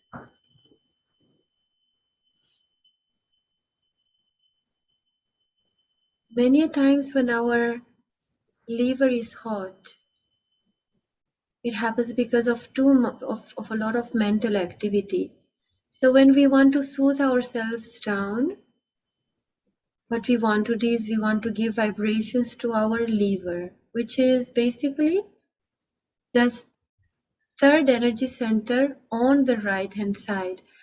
So because this center is on the right channel, we are going to keep the right hand towards the photograph and left hand goes on the right hand side of the abdomen.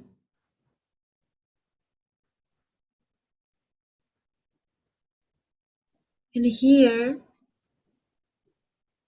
let us ask our own motherly energy. Mother,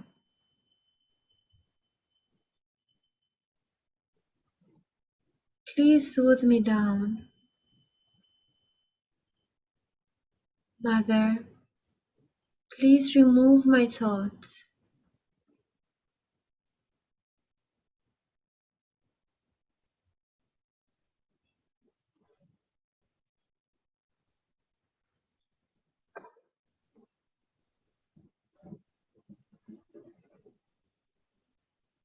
Mother,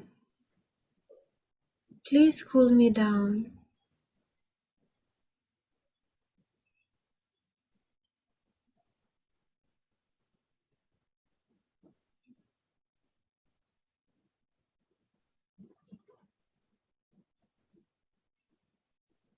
We can next put our right hand on our forehead, left hand out.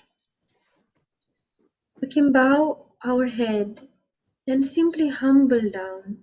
Just humble down within.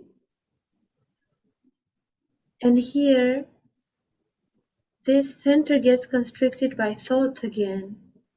So let us just forgive. Mother, I forgive. I forgive myself. I forgive everyone. Just be generous and forgive.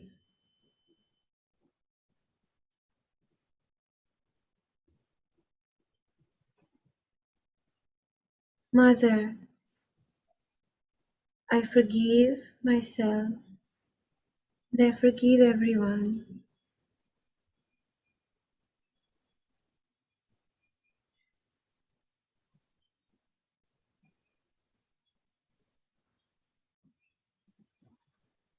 We can put down the right hand and just desire within. Let's ask our own Kundalini energy. Mother, please give me thoughtless awareness. Please take me into meditation.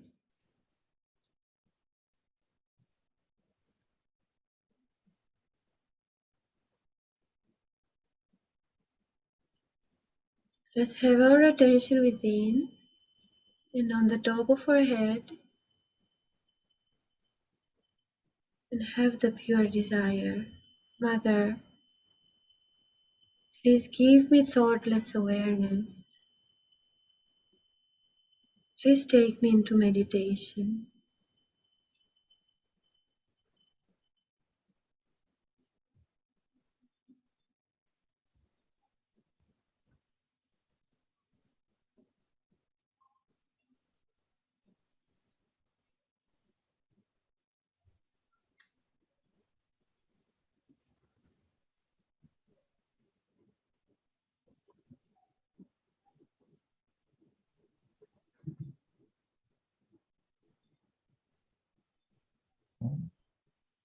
It is extremely beautiful inside. It's very, very silent. And at home, we can continue to enjoy this state for as much as we want. But here we want to also interact with you and assist you with the questions you have. I hope all of us can feel now the state of meditation, which is very, very easy to achieve. We just have to ask for it.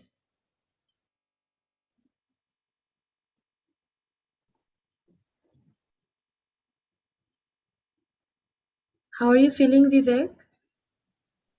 Oh, what am I to say now? It's as if, some of the old poets who would describe their spirituality would describe this as a state of being drunk. I feel exactly like that. It's when you have the spirit here, why do you need the spirit in the bottle to drink? That's Oh, nice. Oh, this is what the poet actually said. yes. It's wonderful. Very nice. I love that. Yeah, that's really great. That's really, really nice. So that has raised some hands. Okay, let's go. Okay, so Victoria. Thank you for addressing that one. One thing I'm noticing is that often my thoughts go to a particular area of I'm in the habit of sharing enthusiastically, joyfully wanting to share everything that's good with everyone I love and with clients and I write and I share in all kinds of ways. So much of the time I when I try to go quiet, when I'm raising and asking for this thoughtless awareness, I'm experiencing wonderful things and I'm beginning to anticipate how I can share this with others. And that seems to be the most frequent thing that I'm busy doing instead of just enjoying it. And it comes from a good motivation, but it's still, busy. So, yeah, maybe I can try to answer that. Um, it's really a question of where we keep our attention. Especially in a kind of culture that we are in, people really want you to express yourself all the time. If you're happy, you have to say it out loud, and you have to.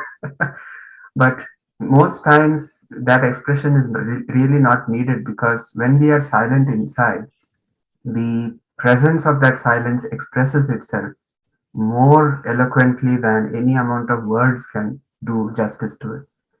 So it does not really matter for us it should not matter if we don't spread that message of positivity, or try to encourage people, if we are in that state of silence, because when you are in that state, it radiates, your presence radiates, and that works on their subtle system. So it works on the roots of the thoughts of other people.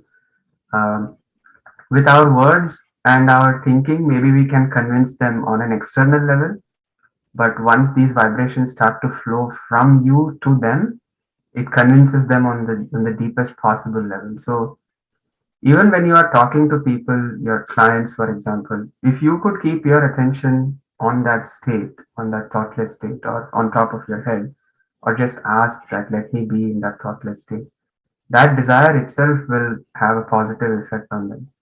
Now, I'm not saying that you will be able to see it immediately, but they will come back to you with something that will give you a hint that, it has worked with them. And just be on the lookout for that. I love that. Thank you. That's very helpful. Thank you so much. All right. So let's go on to Hiren, because Kyle, you already asked a question, but Hiren hasn't talked yet. So Hiren, you can let us know. Yeah. So I think just wanted to give you the feedback that today when Sylvia did the Om chanting to open the channels, that was very effective for me. I really felt it was really helping. I've been attending for a while, but today I could feel the vibration through all the channels. Nice. So far I have still not got the coldness and tingling and all, but I know I'll be there if I keep on practicing. But today's session was really great. Yeah. And how about your inner state? So are you able to come to that thoughtless awareness? Yeah, when Kalawati, she did the session, experiment right now, I could feel that. I'm still not there, but yeah, it will come. It needs a little practice in the beginning. The only thing is that we just have to desire for it. So there is a subtle point of confusion here that I would like to address. Some people usually get, which is that they go on thinking that, mother, let me be thoughtless, mother, let me be thoughtless, but that is another thought, isn't it? The point that we have to understand is that it has to be our desire. Like, for example, if you're hungry, let's say, I don't think, oh, I'm hungry, I need to eat. It's just something in me pulls me towards food, right? That hunger, I just feel that desire to want to eat. Or if I want to express some kind words to someone, there is just some desire in me that brings forth those kind words, let's say. So if we could project just that simple desire, that I just want to be in that thoughtless state, and we address it through this inner energy, it will work very, very fast. But this is a very subtle point that people get confused on. So I just wanted to address. I'm not saying, Hiren, that you are doing this. I'm just, as a general point, I'm saying that people can get stuck up on that. So, but I'm happy that you felt the thoughtless state. Kalawati is as usual, a very she is Kalawati in Sanskrit means someone who is endowed with art. Yeah. She is, the art of meditation is with her, I think, today. Oh, it's within all of us. We just have to, manifest. Yeah. Thank you, everyone. Yeah. So let's have Kyle now. So there are two Kyles on the call. Oh, I'm so sorry. Yeah, that's Kyle E. And then, okay. Oh my God. And I thought that you had already spoken. I'm so sorry about that. Kyle, please go ahead. Please. No, it's all good. Don't worry. I was kind of, I think I've missed like 4 days, but I've caught up on YouTube. But, I'm just having a rough time, just trying to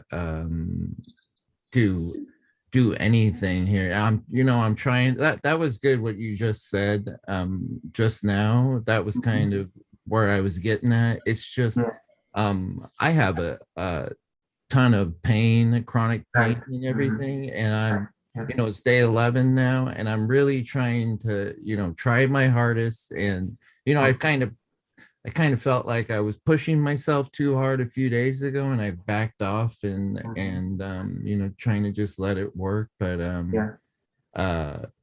I feel like my pain is just like conquering me over the meditation, and this has happened with me over lots of stuff. But I can understand. Maybe there's some tips or something you guys could give. What you said, the thoughtlessness in everything, that's where I would love to get to. And you will get there, Kyle, don't worry. Hopefully by the 21st day, or maybe the 41st day, it'll start working. But I just love this whole concept, about the innocence of being a child and everything. Like people tell me all the time I act like a kid, so it works out good. And that is what is keeping you going, Kyle. That energy that you have, which is that innocence within you. Anyone else in your position would have given up a long time ago, but you've decided to persevere. That's itself commendable, despite all the things that you're going through. So really, it's fantastic that you're continuing. As far as sorry. Yeah. So as far as trying is concerned, when you feel that you're trying too hard, that's when we have to understand that we are going wrong somewhere, because we don't need to try too hard. If we feel that it is not working, it's mainly because inside this subtle system there are quite some sort of like I would call them stresses. Like, that's a very neutral word, stress. I mean, it's not something necessarily negative. Like, it's nothing wrong with you, but because these chakras are stressed, they create problems. These stresses create problems for us. So in order for this Kundalini energy to heal, and because she is a mother, she has to do it very slowly, very gently, because she has to work out all the tiny details of all these different energy centers and channels and everything. So while she is doing that, it's like while your mom is cooking food in the kitchen, you might feel that nothing is being done and you're very impatient for the food, like you really want to eat, but your mom is cooking. So you have to wait for a little while for the food to be ready. And so that's all that is happening. So whenever you feel that you should try harder, I don't think so. Be very relaxed about it. Your simple desire that you want to be in that thoughtless state is more than enough. The energies and everything will start flowing spontaneously. And if you're not feeling it, if you're not feeling in the beginning, I would just recommend that you wait for some time, because we can't force it. No matter how many meditations we are going to do, we can't force it to come up. It has to work by itself, right? So, but I am really impressed with you, Kyle, that despite all this, you're coming with us on this journey, and you want to go to the 41st day, which is like impressive. yeah. No, I mean, I want to get to the point where you guys are at, and everybody's at to where you're. I mean, it's not the whole point of feeling everything. It's just the point of being relaxed and everything, because I'm sure it helps you out in your day-to-day life, dealing with people and your jobs, and just everything. Sleep. I mean, I just have horrible sleep because medication and pain. I can understand. I mean, sleep is like the number one thing that you need. Without sleep, it just affects your whole day, and I'm sure meditating can help out a little bit, but it's maybe this meditation can help you out with getting better sleep too. It will, definitely, it does. And I think Sylvia had a point to make, so maybe she could. Yeah, thanks, Vivek. Yeah, Kyle, I understand. I really agree with what Vivek is saying. You cannot force yourself beyond, but I will say that the foot soaking, when I first heard you had spoken about pain one of the earlier nights. I wasn't one of the leads or the host, but yeah, I was just there. And immediately I thought, oh, I can't wait until we do foot soak, because I'm wondering if that's going to help Kyle. So have you had a chance to try the foot soak is my first question. I have 3 questions for you. Okay. Oh, yes, I did. Okay. I have one of those like jacuzzi bath foot soaks machines, you know, that massage your feet and everything. I don't turn it on or anything, but yes, I do. I wonder if you can turn it on while meditating. If it doesn't distract you, but I feel it might distract you. So yeah, please go ahead. Sorry. That's okay. Yeah, I don't know. I didn't know anything about those really. As long as you use salt, I mean, salt and water are the main things. Have you been able to consistently do the foot soak, Kyle? No, I haven't. Okay. It's just I need to get into, set it as a routine. I would so strongly encourage you to foot soak every day without fail. Yeah. If foot soak, you're taking meds, and meds are good. Nothing against meds at all.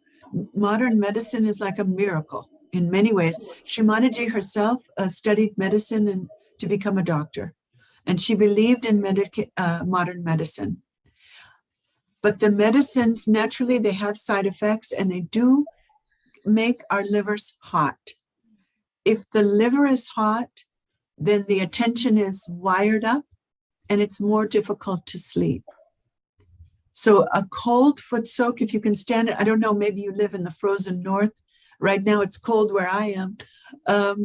I live in San Diego, so it's nice and warm. Okay, so you can handle, well, wow, you can go to the ocean. I mean, if that's possible for you. Yes. That would be even more awesome. To go to the ocean, raise your kundalini, take a bandhan, and stand there with the water flowing up over your knees, and do it like 10 minutes or so. If you can do that daily, anybody can go to the beach and stand in the water. Yeah. But you've had your self-realization, your kundalini mother is awakened, and you have vibrations. The water element in you is awakened. The water element in the ocean recognizes you and will be very cleansing for your subtle system. So that's my first desire for you, Kyle, is to foot soak every day. Oh, it would be so, I'd love to hear in 1 day, 2 days, 3 days, 4 days, how it's going. Okay. I think it's going to be amazing. Okay. You guys do it just one time a day? I've been sick lately, so I've been doing it twice a day. Oh, okay. I mean, Kalawati, please. Yeah, I just had a little point to make here, Kyle, because you seem to be a little bit determined now, and you may want to try to meditate consistently, and we really encourage you to do so.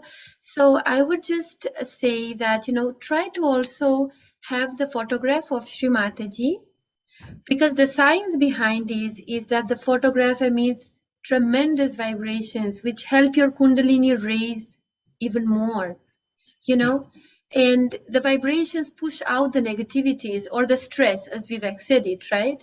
So that might, prove to be extremely useful to you. So you can just go on the website, download one of the photographs, and just have it on the screen. You can, of course, ideally frame it and have a space of meditate, But in the beginning, even if you have it on the screen, I'm sure it will be extremely helpful to you. And just start with 10 minutes in the evening, in the morning, and 10 minutes in the evening, and try the foot soak definitely before going to bed. Now try foot soaking before sleeping. It will help you, because you're coming here, you are with us in this journey. So please give yourself the chance to take the whole, to do the whole experiment. It's an experiment. Take it as an experiment, don't miss out on it. And let's talk again. I would definitely want to listen to your experience in the 21st day. Yeah, it's the ice pack and everything, it's been going great. Having you guys like in the beginning, like and instructing us through the meditation, that is so much more helpful than me doing it on my own. And like I wish there was like a recording or something that there are recordings, every session is recorded. Yeah, I mean that I could just record and replay what you guys did. All this, everything is recorded. So if you go to our website, in the chat it's put up freemeditation.com.au. Okay. It's there. All the that's sessions right. are recorded, all the Q&As, everything is everything. I'll just replay you guys every time I meditate. I honestly, you'll get a lot of vibrations that way. Sometimes when I want to meditate, of course, I've been meditating for years alone, but turning on a Zoom and being with other people, it's a different experience, and it's very encouraging. My mind is just, it goes off way too many places. I mean, it's in like 100 places at once when I'm trying to meditate. And it's listening to you guys helps draw it in. Take it easy, one step at a time. You don't need to be perfect on the first day. Thank you guys very much.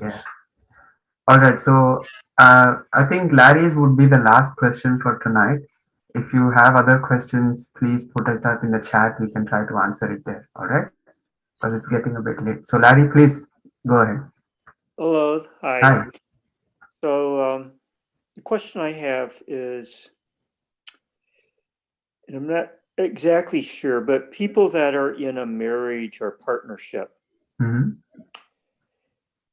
somehow it seems to me that it's easiest if both of them are meditating, maybe not necessarily together, but within the household. I'm curious, within the Sahaja meditation community, people that are in marriages or partnerships, are most of the partners meditating, or they're just doing their own thing and it seems to work out fine? So very interesting question, Larry. Very interesting question. So Sylvia, if you could answer that for us. I'd be happy to. So Larry, the answer is within the Sahaja meditation community, people that are in marriage.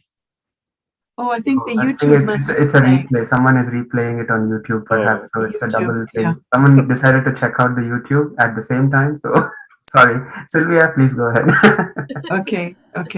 So the answer follows the whole gamut of possibilities of working out. So it really depends on the family themselves, the husband and wife.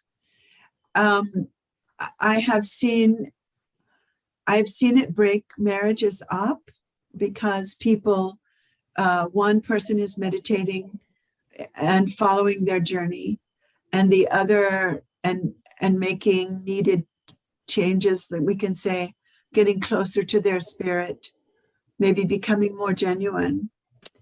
And the other person is staunchly not making a move. And that can create a rift. And it's heartbreaking in many ways. But if the person who is meditating and wanting so much to grow finds that the other partner is actually pulling them back away from their spiritual journey, that's what the partner finds, and sometimes those marriages do dissipate. However, I've also seen that in America, in Sahaja Yoga Meditation, but it has a backdrop of American society, right? There's just, I remember listening to Shri Mataji in a lecture, and it was actually about the Mooladhara. And she was talking about marriage. And she said, what is the purpose of marriage? It is to bring more love into the world. I feel vibrations just saying that. Raised as an American, marriage was more, it was not just so simple as being about bringing more love into the world, an opportunity to express our love, which grows when we meditate. That ability to love is innate, and it might be covered up just like the innocence. But as we meditate more, it reveals itself in many more colors and hues and fragrances and melodies, you can say. And it can pervade an atmosphere and touch another person in ways that we didn't understand, and can help them in ways that all the mental, competitive, transactional methods of, I'm sorry to say, been my experience with Western marriage before Sahaj. Though the meditator, not every time, but the potential is there, the positivity, the potential is there for that love to expand in such a way that its potential really unites those two people in a lot of respect and love and regard, no matter what the other one is doing. And the love and the respect itself, it changes maybe the one who's entrenched or feeling negative. I can go on and on about this, frankly. But I don't. Larry, did that answer your query that you had? Yeah. Oh, yeah. No, it's not a simple answer or kind of a question. It's not. But I would just addressed it to Sylvia because she's the wisest person here. No, maybe old and been married a few times. Also is also kind of an American pattern. But hats off to you, Larry, that you're asking this question. It's within you. Within you will lie the answer that's the closest to your spirit also, and the closest to the truth, and the most benevolent for you and your loved one. Absolutely. Right. I pray for you. Thank you. Thank you. No, very Welcome. good. Absolutely. All right. Great. So that was a beautiful, beautiful note to end this session on, where we circled back from the childlike qualities of the Mooladhara right to the marriage, which is some sort of culmination of the Mooladhara. So it's like music; it goes to a crescendo and then culminates in that point. So it was so nice having all of you here. But we have to stop at some time because people have to sleep. So yeah, we have to sleep. Yes, we have to. Sleep is quite important. All right. So before you forget, please dispose of your foot soak water if it is still there beside you. It's important. Put it in the toilet. So that's about it for tonight. If we could have the conclusion sort of slide, just to make it formal, so that there's a formal thing that says we are concluding for tonight. So Tomorrow, please do join us. Swadhisthana Chakra is the second chakra. Creativity, knowledge, and attention. It's something that all of us will benefit from. All right. So thank you so much for coming. Good night. Stay blessed. So great to be with everyone. Jai Shri Mataji. Thank you.